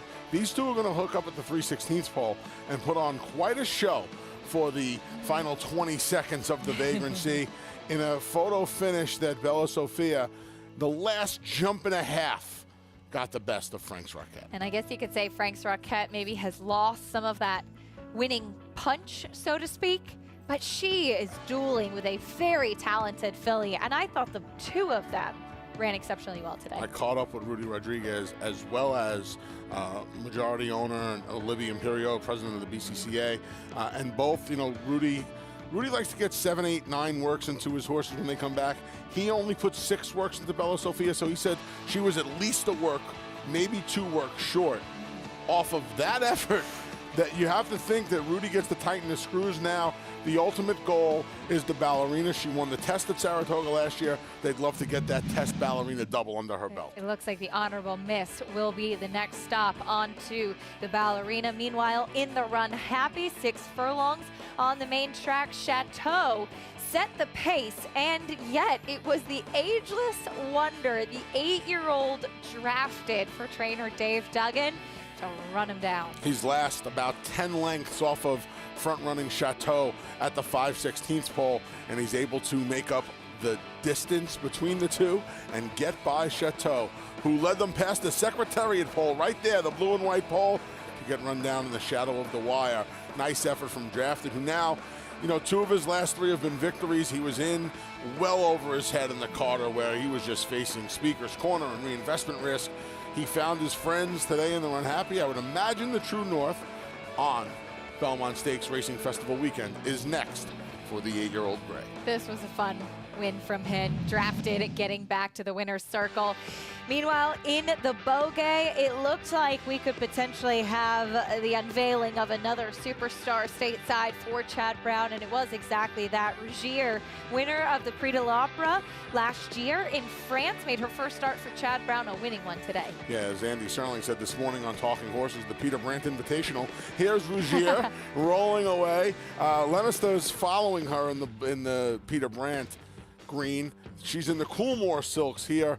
This is a big effort. Lemister, I'd keep an eye on her going forward as well. Nice effort from both of Peter Brandt's fillies. But this one, like you said, Acacia, first start for trainer Chad Brown here stateside. And boy, it looks like on to bigger and better after this pretty easy win in the Bogey. She was rambunctious leading up to the Breeders' Cup Filly and Mare Turf. She was a little bit keyed in the paddock before that race. She just didn't run her race that afternoon, and she got back to winning in a big way today for co-owner Peter Brandt, as you see in the winner's circle with that French-bred filly who has the sky as her limit. This was the cross-country, or rather cross-county, as you pointed out, yes. Follow along with all of the races here at Belmont Park. The biggest price in the sequence, that upset in the Man of War with Highland Chief. If you hit this today and you see Trevor McCarthy out in Saratoga this summer, you may want to buy him a diet soda if you want, because that could have paid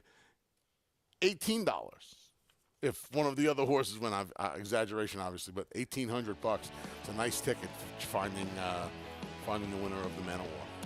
Back at Churchill Downs, the 10th race is our next order of business. 6.5 furlongs on the main track for fillies and mares. Currently at the number 3, and that is Liberty MD, who Paul mentioned a bit earlier, is your favorite. We'll start, though, with the 2 ready for change, going turf to dirt in our post-parade. Yeah, a couple of turf sprints down at the fairgrounds. Back to the main track, where she is 2 for 5 in her career. Here's that favorite, Liberty MD, for Ian Wilkes. Yeah, I think she's going to be tough in here. She's held company with Kamari, Tis Splendid News, Royal Flag. She gets some class relief in here. Here's the 4, Remain Anonymous for Wayne Catalano. Couple of just misses against straight 50 claimers. Goes back into the allowance optional claiming ranks. Not in for the tag this evening. Number 5, Jerry B, is making her first start of the year for Kelsey Danner. Yeah, your second choice. She got a couple of sloppy tracks at Keeneland and Churchill last fall. Gets back to a fast main track tonight. Here's the 6, Malloy, the other one for Wayne Catalano. Yeah, she finished second the last time she was on the dirt at the fairgrounds in a slop. Tried the Tapeta at Turfway Park last time. Her 2 career wins have both come beneath the Twin Spires at Churchill. Number 7, Allworthy, cuts back in distance. Yeah, the blinkers go back on after a failed experiment without them. This daughter of Tonalist is going to sprint for the first time. I should say go around 1 turn in a sprint for the first time since last March. 9-2 right now as we go back to Paul LaDuca, who I hear is joining a wedding party. Don't you love it? Well, listen, I already asked for my measurements. Justin is getting married here in July. Justin right over here to beautiful Emily. They're getting married in Detroit. We got some Detroit boys here. They're getting married in Greektown. Now, Justin, beautiful Emily, hopefully she's not watching this because you guys are a mess. Because we do have a guy here, Garrett, with a hat on that says beer, but he's drinking a White Claw. I don't understand that. Justin, 8 years, now you're finally making the move. Are you excited? Oh, so excited. Couldn't be happier. I got her brothers here with us and all my friends, high school, college buddies. Couldn't be happier, man. This is awesome. So obviously Churchill Downs, is this something you guys do often? No, this was a destination spot for us for sure. Like, we were like, Vegas, Miami. No, let's go down to Kentucky. Let's see the ponies run. Let's have a good time. Okay, so now we got the golf section over here. These 3 guys are like the clap and nod. They've been sort of the quiet guys. I'm going to ask you guys, who do you like in this race? We want the long shot. Hey, we love the 2, Paul. We love the 2. We love the 2. Love the 2. Tyler loves the 2. I'm taking the long shot. Choose a lock. Did anybody ever tell him he looks like the guy that fought Rocky? A tiny bit?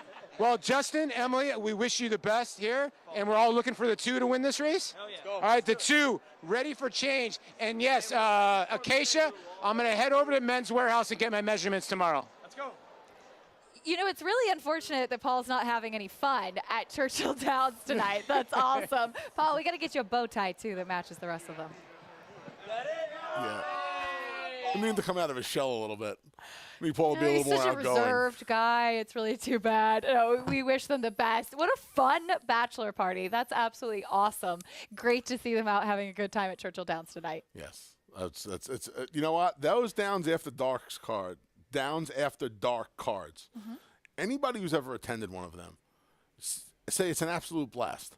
It's an awful lot of fun. So I love it. Good. A nice little bachelor party, and hopefully the boys are responsible tonight.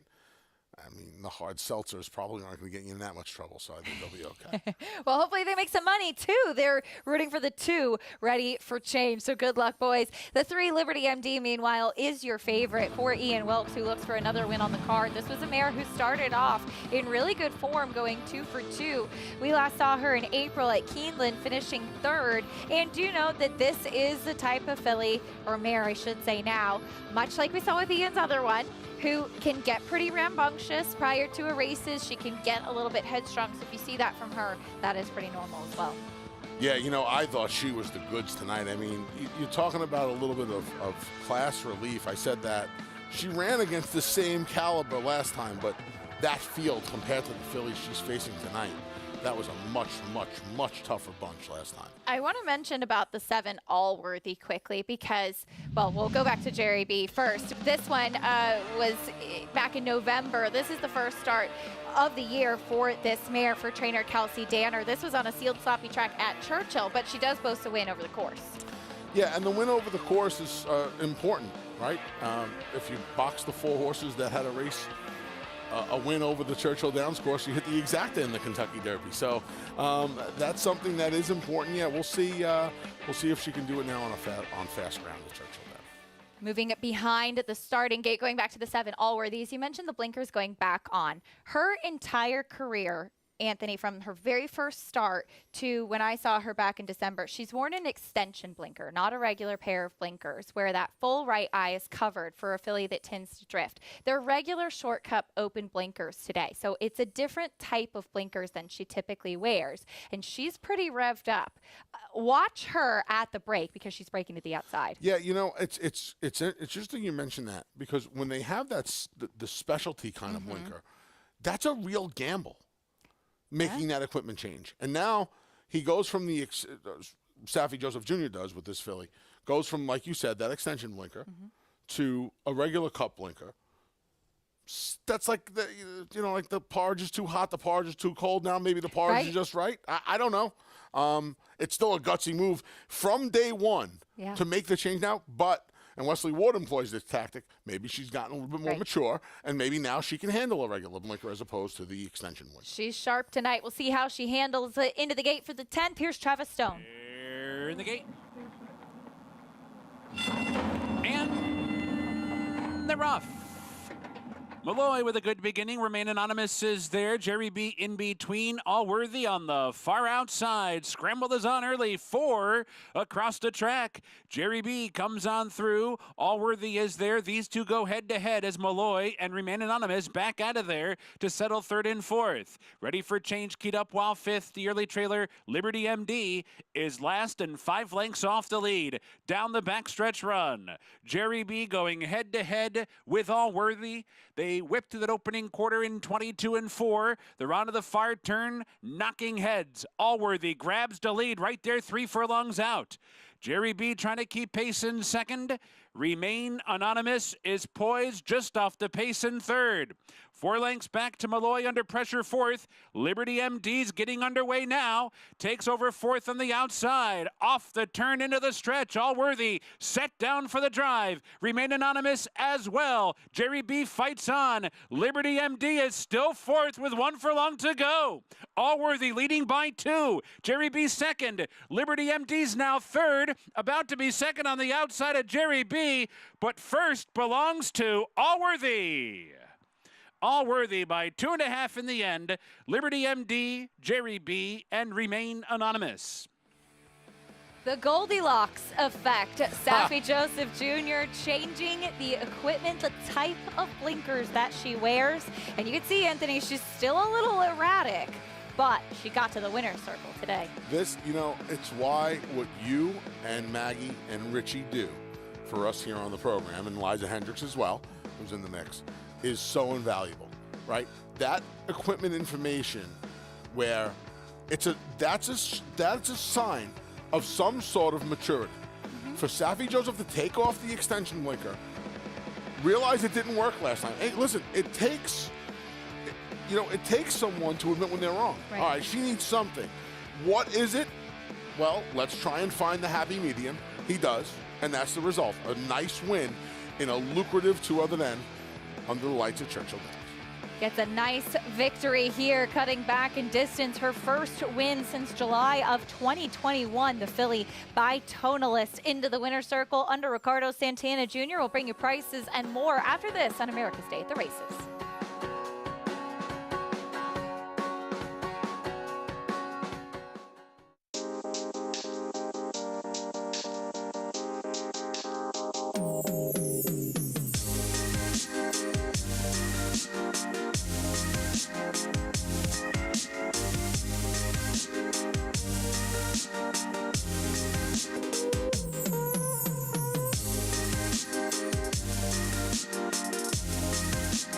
Stay fabulous. Resorts World.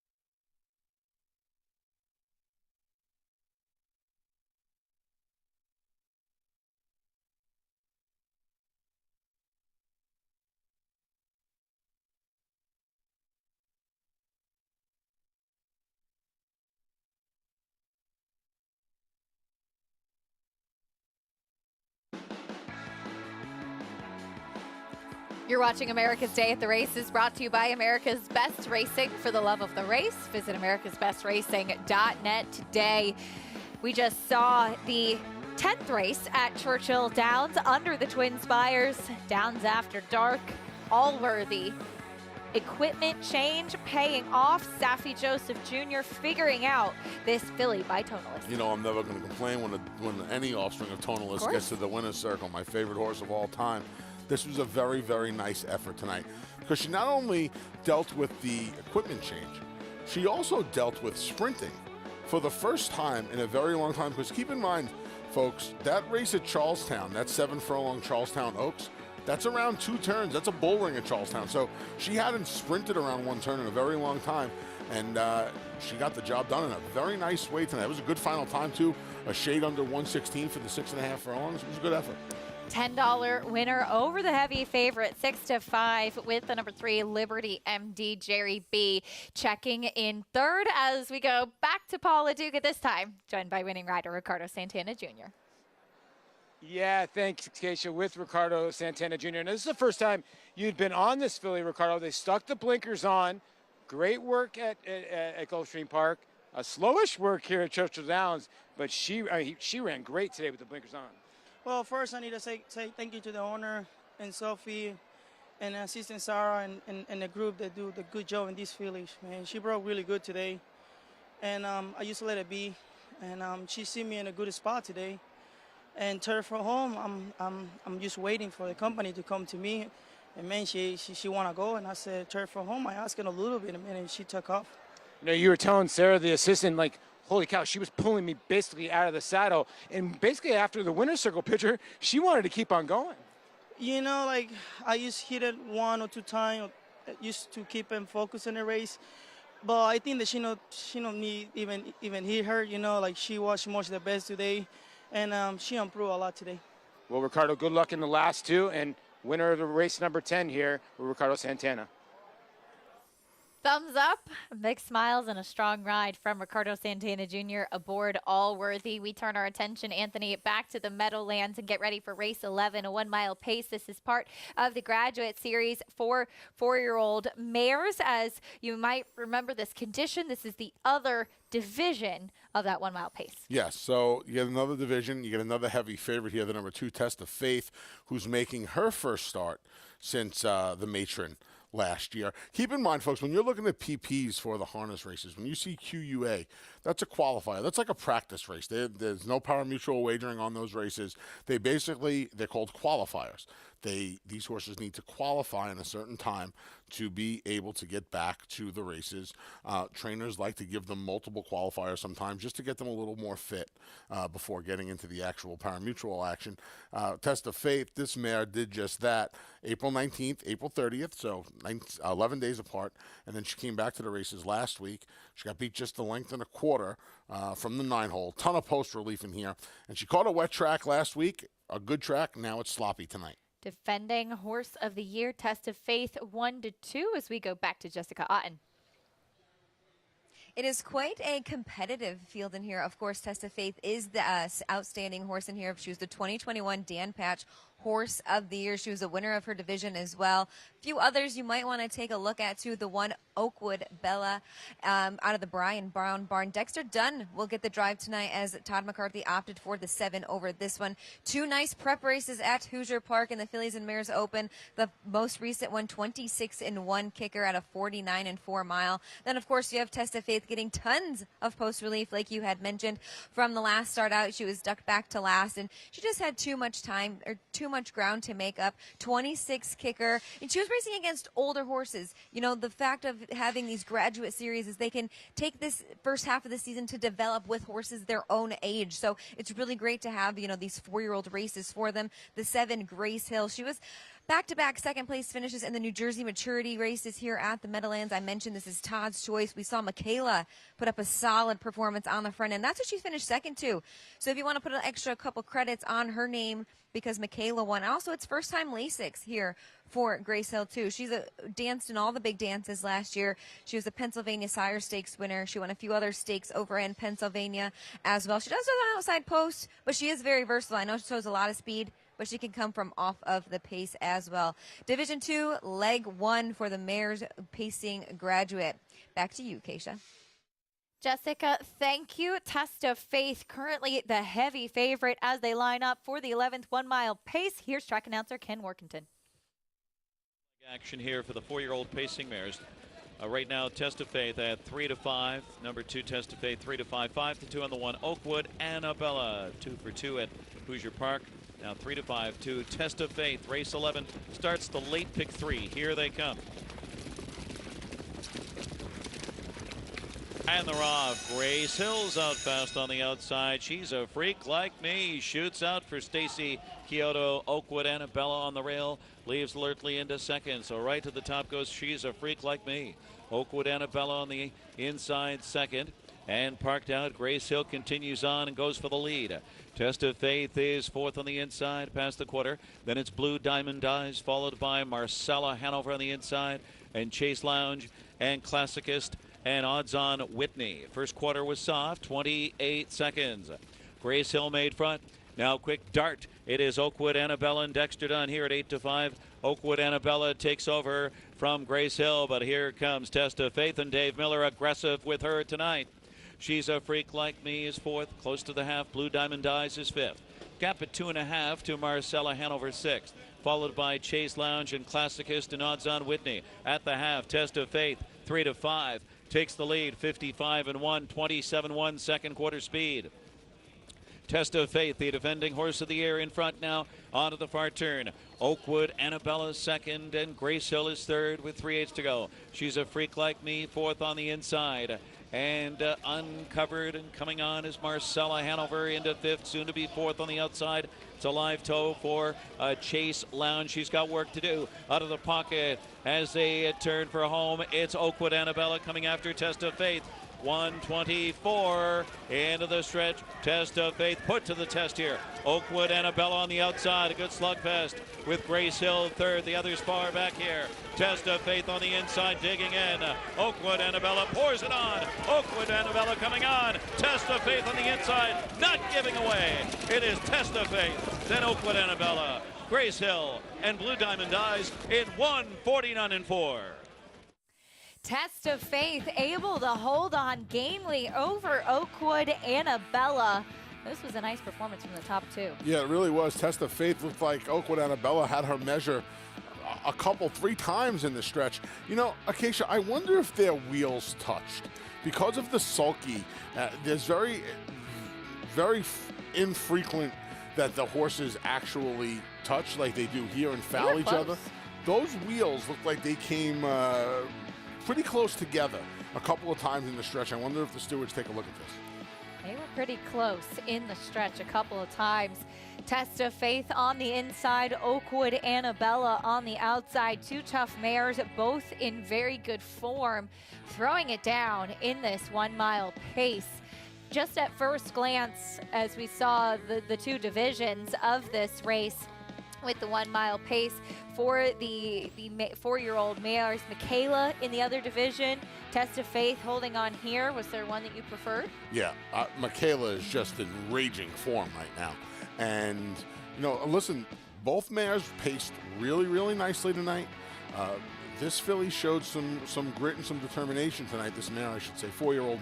They're mares in harness, even though they're still fillies here in thoroughbreds. The photo sign's still up, but Test of Faith got the job done. When we come back, we'll take a look at the stakes action tomorrow at beautiful Belmont Park. New York bred Senbei faces Open Company for the first time in the Gold Fever and makes his 3-year-old debut.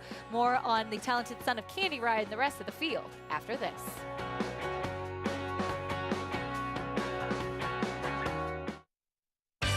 Ever dream of owning your own racehorse?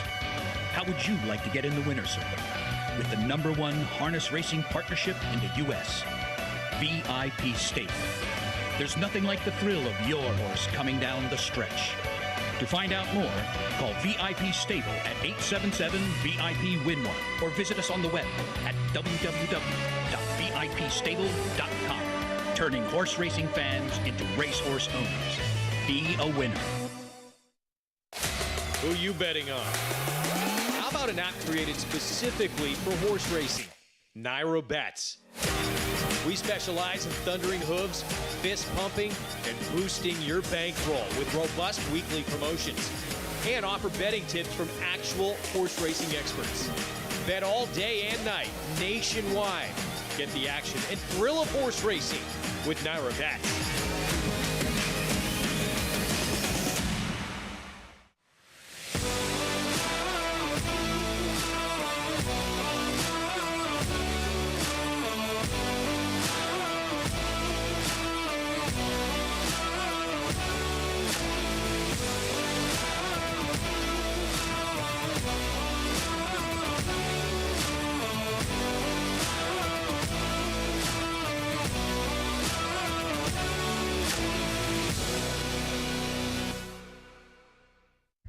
Bloodhorse Plus, available through bloodhorse.com, provides exclusive, timely, and unmatched content to subscribers, including Fox Sports, Bloodhorse branded weekly programs, a detailed stakes winners section, behind-the-scenes videos from Bloodhorse staff, on-demand access to deeper horse statistics, and a $5 monthly credit to equineline.com. Upgrade to Bloodhorse Plus today.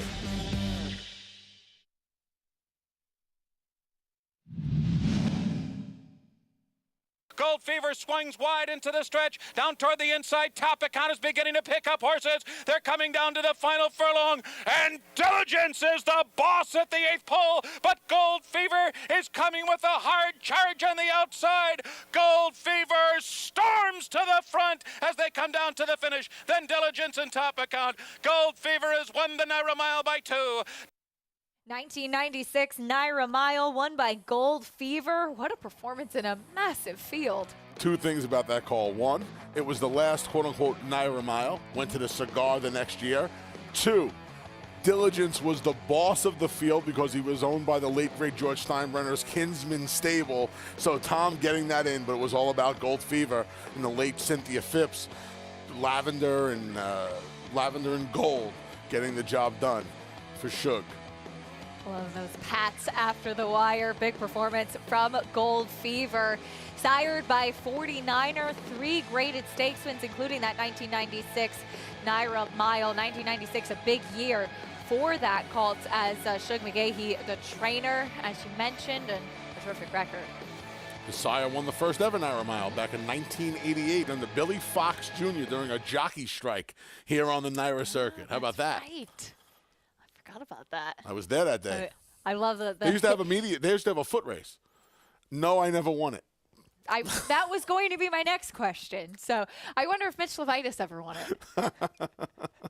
I doubt that. I doubt that too.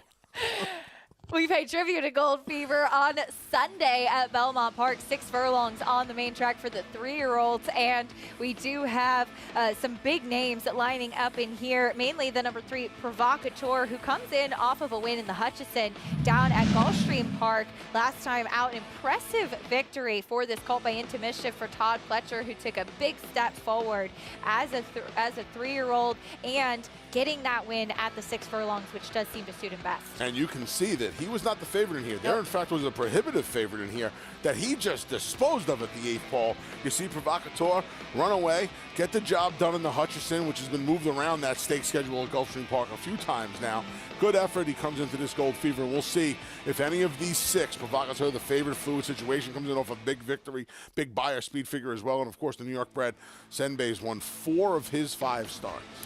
4 for 5, all against New York bred company, so this will be his first time against open company, but we saw him last in the Notebook at Aqueduct, winning by 8 1/4. All of his wins have come by open lengths, and he's had the winter off. He comes back now in his first start in his 3-year-old season, and he loves going 6 furlongs. He has a beautiful record. There's a really nice stride on him as well. He's just a nice horse. If he comes back as good as he left, I'm confident in saying those other 5 have him to beat. And I'll tell you what, a big effort out of him, and I think a start in the Grade 1 Woody Stevens in 27 days on the Belmont Stakes undercard.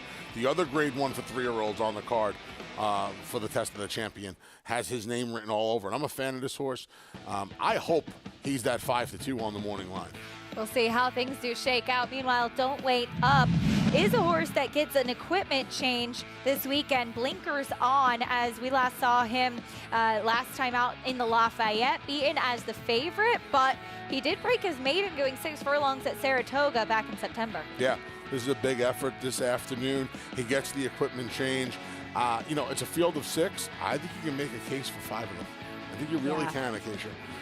It should be a fun race, though, and if this horse comes back and the equipment change helps, he has the race under his belt down at Keeneland earlier this spring. Yeah, he certainly has a license to get the job done tomorrow afternoon. Really looking forward to that Gold Fever. As many may know, Senbei, a special horse for me, as I got to name him. Senbei, named after his Japanese tea cookie by Candy Ride out of Sweet Aloha. So pretty exciting when you get to name a horse that becomes a multiple stakes winner. But I don't want to put my record. I'm pretty excited he's named after a cookie. We'll have to get you some. Back at Churchill Downs, a mile on the turf in the nightcap. Race 11 coming up 8-5, currently on the number 3 Beachfront Bid for trainer Chad Brown. Start number 5 already for this 3-year-old filly by Speightstown as she looks for the first win of her career. Yeah, she's run 3 times on the grass. The 1 start on the all-weather down at Gulfstream Park, and she's got a little hang in her so far. We're going to see if maybe racing under the lights and getting Tyler Gaffalione back aboard. He was aboard at Gulfstream in the all-weather race as a 2-year-old last start last year. can get the job done tonight. The filly that beat her on the Tapeta at Gulfstream in December, though, Ambitus ran on to finish second in a stake in her subsequent start for Grand Motion. So she was beaten by a nice one that day, to be fair. Yes, she was. Here's the field, starting with the number 1, Biddy Boss for Brendan Walsh. Yes, second start on the turf this year. Third start on the turf, I should say, this year. Gets the ride to change to Cheminot. Here's the 2. She's gone. Yeah, she's gone, second start of the year. She made a big middle move and flattened late from the 11-hole draw at Keeneland last time out, post-relief tonight. Beachfront Bid, your favorite for Jet. We talked about her. She cuts back from the mile and 3/16 to the mile. See if that can get the hang out of her, as well as her being reunited with Gaffleon. Here's a first-time starter, Curamonte. Yeah, one of 2 in here for Brendan Walsh. Big work, 47-1 out of the gate on the dirt. Santana looks to sweep the late double. Here's the 5, My Lily May, stretching back out. Yep, she's run twice on the turf. They were both second-place finishes in turf sprints. Now she goes around 2 turns on the grass for the first time. Back on the grass for the first time in a while, 2020 Hoax. Yeah, last time was Labor Day weekend last year. She didn't do much running. She's 0 for 11, and she's going to need a big form reversal tonight. Here's Paris Paramore. Showed a little speed last time off of a 2-month break when racing at Keeneland. Another one, she's going to need a little bit of a better effort tonight. Breaking off for a big warm-up under Julian Leperoux. Here's the 8, Poro Nui. Yeah, named for a location in New Zealand. Her race last time going a mile and 3/16, she got tired, but the race 2 back on a mile and 16th at the fairground makes her a player here at a big price. Abukir Bay stretches out. 3 second-place finishes in turf sprints. She's going to go around 2 turns for the first time in her career. Another long shot, the number 10, Forever Home, back on grass. Yeah, back on grass and back in the special weight rank. She tried maiden claimers on dirt to no avail last time out at Keeneland. Here's an intriguing runner, second-time starter, Easy to Love. There's a lot to like here. Dan was 3 for 3 in her career. She's had 5 offspring try to turf. All 5 have won. That looked like a useful dirt debut for Belmont. That does include multiple Greatest Stakes winner Luke's Alley, good on turf and dirt. Here's the 12, Robin's Fantasy. Barnes looking for the first win of the year. This daughter of Flincher was a well-beaten 3rd last time out. We'll see if she can improve off that effort from a tough draw tonight. That's the field of 12 for the nightcap at Churchill Downs, your favorite beachfront bid. 2 starts back at Gulfstream Park. She was beaten a neck behind Lady Pucci as she was going a mile and a 16th that day. As you mentioned, she's run well. She just has not been able to seal the deal in a couple of close misses. No, it's so hard to take her at a short price. Beaten a length and a quarter, beaten 3/4 of a length. This is the day she gets beat a neck, and man, she's home Jerome this afternoon, and she got beat on the money. She's just a tough pill to swallow occasion. Now 3-2, and the way the board's going, her destiny might be even money tonight. Tyler Gaffleon going to be in the saddle as the number 5, My Lily May. Boy, she has that always a bridesmaid, not the bride look to her. Going short, going long, on synthetic, on turf. Sprinted on the turf last time out. She's had 6 starts, but 4 seconds and 2/3. She's by Sky Mesa out of an arch mare. So the 2 turns on the turf should be fine. She's run 2 turns 3 times, all on the Tapeta at Turfway Park. Second, 3rd. This is what she does. Now, she's on the board at 5-1. Is that a big enough price to find out if she could break the second-itis? It's not a big enough price for me. She's certainly a use in here. Barnes looking for just a 2nd win of the season. I would like a little bit of a better price. She is interesting, but can she break through today as we go back to Paula Duca? Polly, did you get your bow tie sorted out? Had a lot of fun with those guys from Detroit. They were having a blast all night, and that's what makes it so special here at Churchill Downs. There's been I've seen like 4 or 5 bachelorette parties, 4 or 5 bachelor parties. People here from all over trying to just get some seats where they really can't afford the Derby. They can afford it now, and they're having a blast. And it's really been a lot of fun out here, and the vibe that they bring is great too as well. So glad to have some fun with some of the patrons out here to get to race 11. Listen, when you look at Beachfront Bid, you look at her and you go, is she snake bitten or is she the best horse in this race? I think she's the best horse in this race, but she's a tiny bit snake bitten. As you know, the Big A says, she looked home and hosed and was supposed to win that race maybe 2 back. Now she's run against a couple decent fillies, and I do think that she still is the one to beat. My Lily May, the 5, owned and trained by Keith Kimmin. Now, James Graham gets in the saddle. Is that an upgrade? We'll see. Jimmy Graham's a very, very good turf trainer. I kind of like the 7 in here, guys. I like I said, I'm cashing to the 3 and 8 and the pick 4. If the 3 wins, we lose a little bit of money. But the more I look at the 7, Paris Paramore. When you look, this is a horse that showed speed off a long layoff. But if you go way back when, second career start as a 2-year-old, Julian Leperoux was aboard, got her to settle, and at a big price, she come rolling home with trouble at Keeneland. So I'm trying to think that Chad's horse, the 3, is the horse to beat, and I'm going to try to get the 7 and the 8 in the number, guys. I like it, Paul. Best of luck in the final leg here. Big prices on many on the board. Anthony, though we didn't talk much about the number 11, Easy to Love, has that pedigree.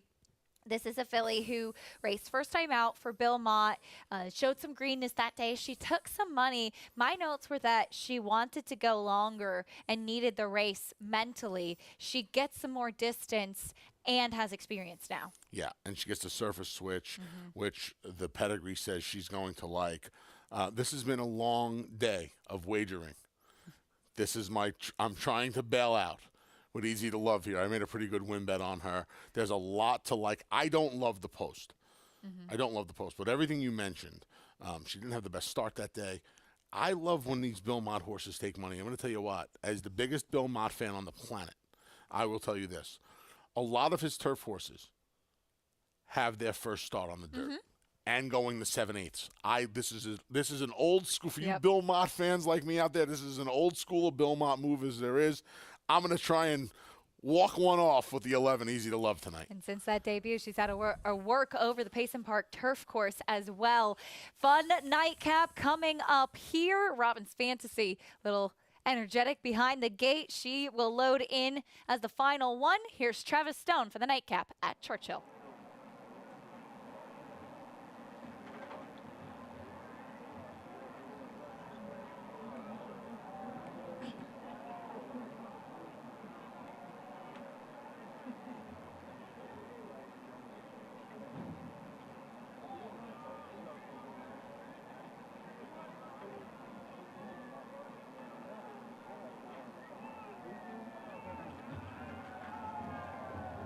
They're in the gate. And they're off. 2020 Hoax breaks well. Paris Paramore, beachfront bid is there. My Lily May. Padanui from the far outside comes on. Biddy Boss down toward the rail. 2020 Hoax takes the field of the opening turn. Padanui on the outside is going to stalk the pace from second. Biddy Boss toward the rail is third. And then it's Easy to Love moving up into fourth. Beachfront bid in some traffic. Settles in toward the rail fifth. My Lily May is sixth. She's Gone is racing seventh. Paris Paramore is eighth. Forever Home is ninth. Wide on that first turn. Robin's Fantasy in 10th. Abu Kir Bey is second to last early. And Kiddo Montes the trailer 12 lengths off the lead. The opening quarter goes in 24 and 2. 2020 Hoax shows the way. And Padanui on the outside is prompting and now putting a nose in front with 4 furlongs to go. Padanui puts a short lead onto the far turn. 2020 Hoax is there. Easy to Love splits those two to make it 3 across the track. Robin's Fantasy has been wide throughout and is coming on 4 wide. Beachfront bid is waiting in behind. Paris Paramore is picking it up while wide Biddy Boss is there. Forever Home's trying to find a seam in behind. Kiddo Montes catching up to the pack as well. It is wide open off the turn. Robin's Fantasy comes away with a short lead. Beachfront bid is there. Paris Paramore down the far outside as they head for the final furlong. Robin's Fantasy with a big effort is still in front. Beachfront bid fully extended. My Lily May is there. Far outside Kiddo Monte. Down to the wire. Robin's Fantasy. Beachfront bid. Robin's Fantasy. A big effort to do it. Holding off Beachfront bid, My Lily May. Kiddo Monte from last to grab fourth.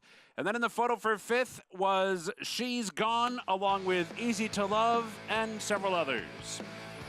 Robin's Fantasy, a big price, gets the win, aided, I think, Anthony, by the fact that the number 3 Beachfront bid just did not want to go by. Yeah, and My Lily May went to a spot that didn't materialize, or tried to anyway. This was a heady ride. by Florence Giroux, who was able to work out a trip from the 12 hole. It is so tough to work out that trip from that draw at Churchill Downs. He did it in a real nice way today, and he gets his filly out of the maiden ranks in start number 8. She was giving them some trouble at the gate. She was parked wide in the first turn. Florence Giroux able to get her to settle, and a nice performance here as this filly by Flincher gets the first win of her career over the favorite, the number 3 Beachfront Bid, as she picks up the 4th second place finish of her career, 12-3-5, a big price over the logical ones in the nightcap. Yeah. Big price from the outside draw. Again, can't say enough about the ride because, like you said, she was a little rank. He got her to settle from the outside draw, and he was able to have enough horse to hold off the closers late. A little bit of a run from the first-time starter, Kiramonte, as well. Maybe one to watch moving forward. But your winner, the number 12, Robin's Fantasy, will bring you prices and one more live race from the Meadowlands after this on America's Day at the Races.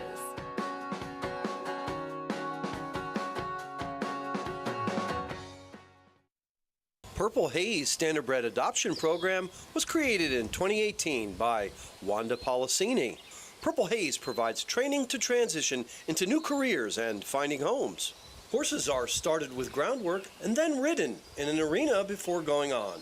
Horses at Purple Haze are evaluated and adopted out based on abilities and temperament. If you have a horse that you care about, or if you're looking for a great pleasure horse, please contact Purple Haze Standardbred Adoption Program.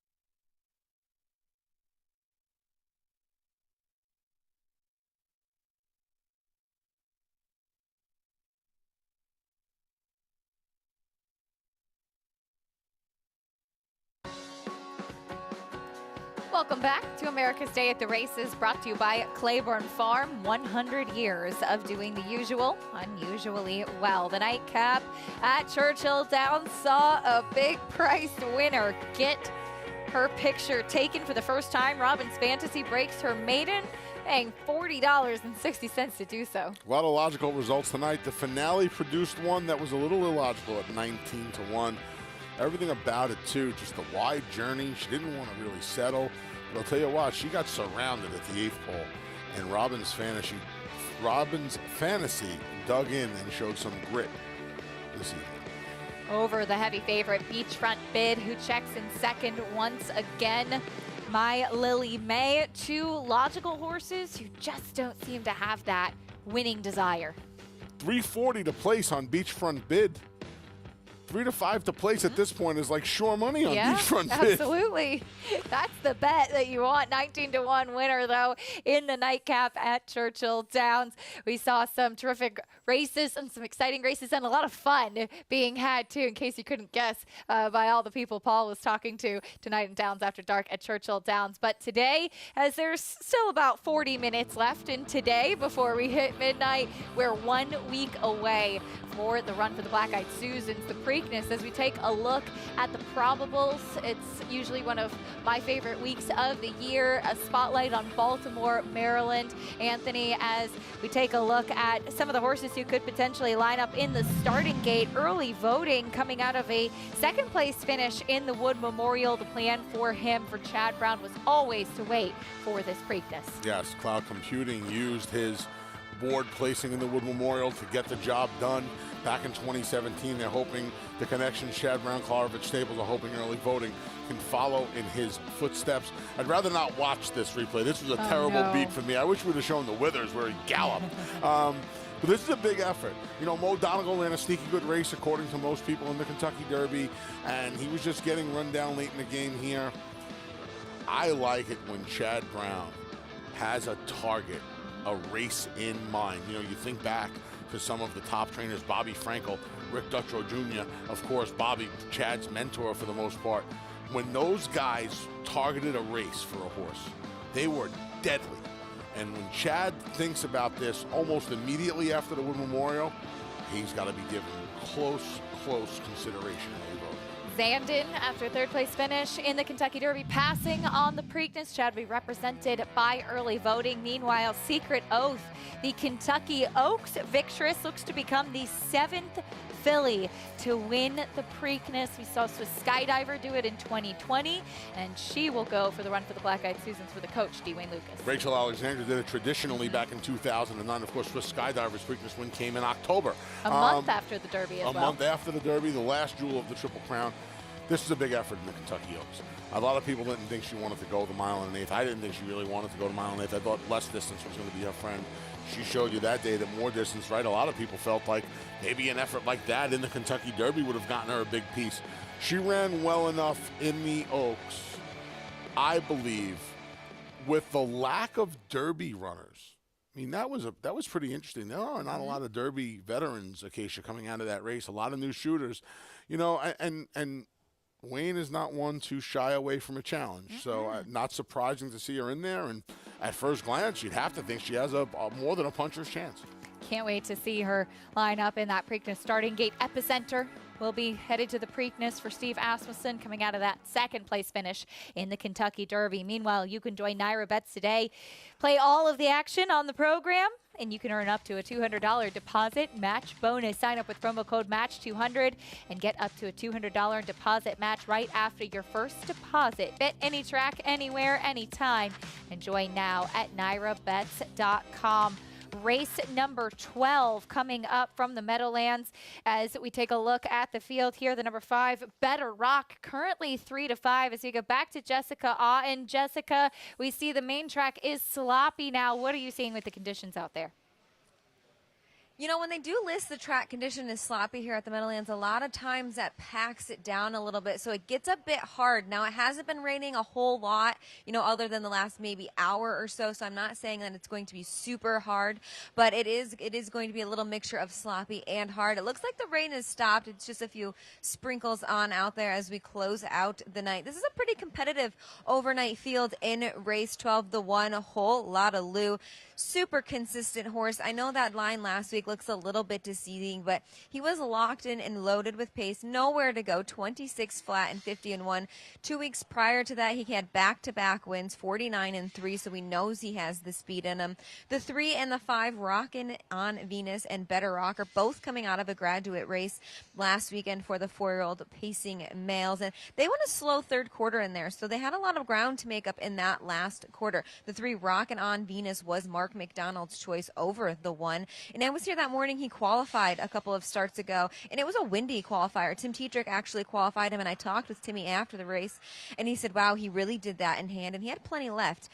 So I really like to see that. Then he came back with post 11, which is a trailing position here at the Meadowlands, and he got the locked in and shuffled, and like I mentioned, a slow third quarter makes it for a sprint home, but he did make up ground there, 26 flat on a night where it was a hard track and sloppy track as well. The 5, Better Rock, like I mentioned, was 4th over in the graduate same race as Rockin' and Venus last time out. 4th over during a slow third quarter and just had to really sprint home. He paced home in 25-4, only got beat 4.5 lengths. So you could really go any which way in here. If you were looking for something other than, the favorite, the 5, you could go to the 1 or the 3 to close out this night at the Big M. Back to you guys.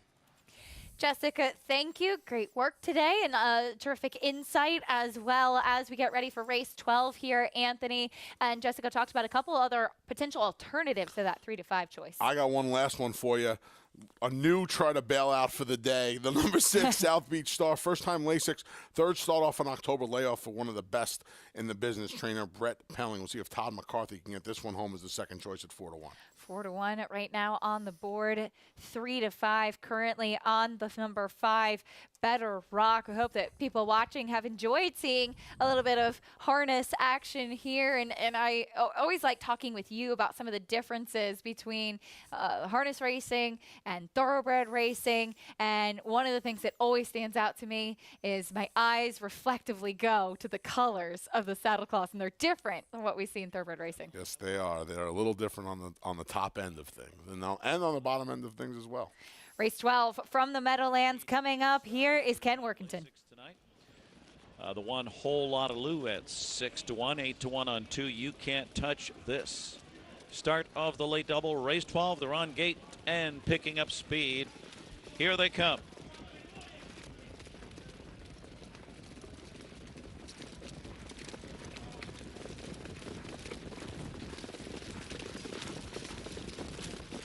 They're off. Better Rock fires hard. So does South Beach Star on the outside. And a Rockin' on Venus and on the rail. Whole Lot of Lou joins them. Whole Lot of Lou cuts the corner on Rockin' on Venus, who takes the lead. And here comes Better Rock on the outside as You Can't Touch This settles in the 4th position.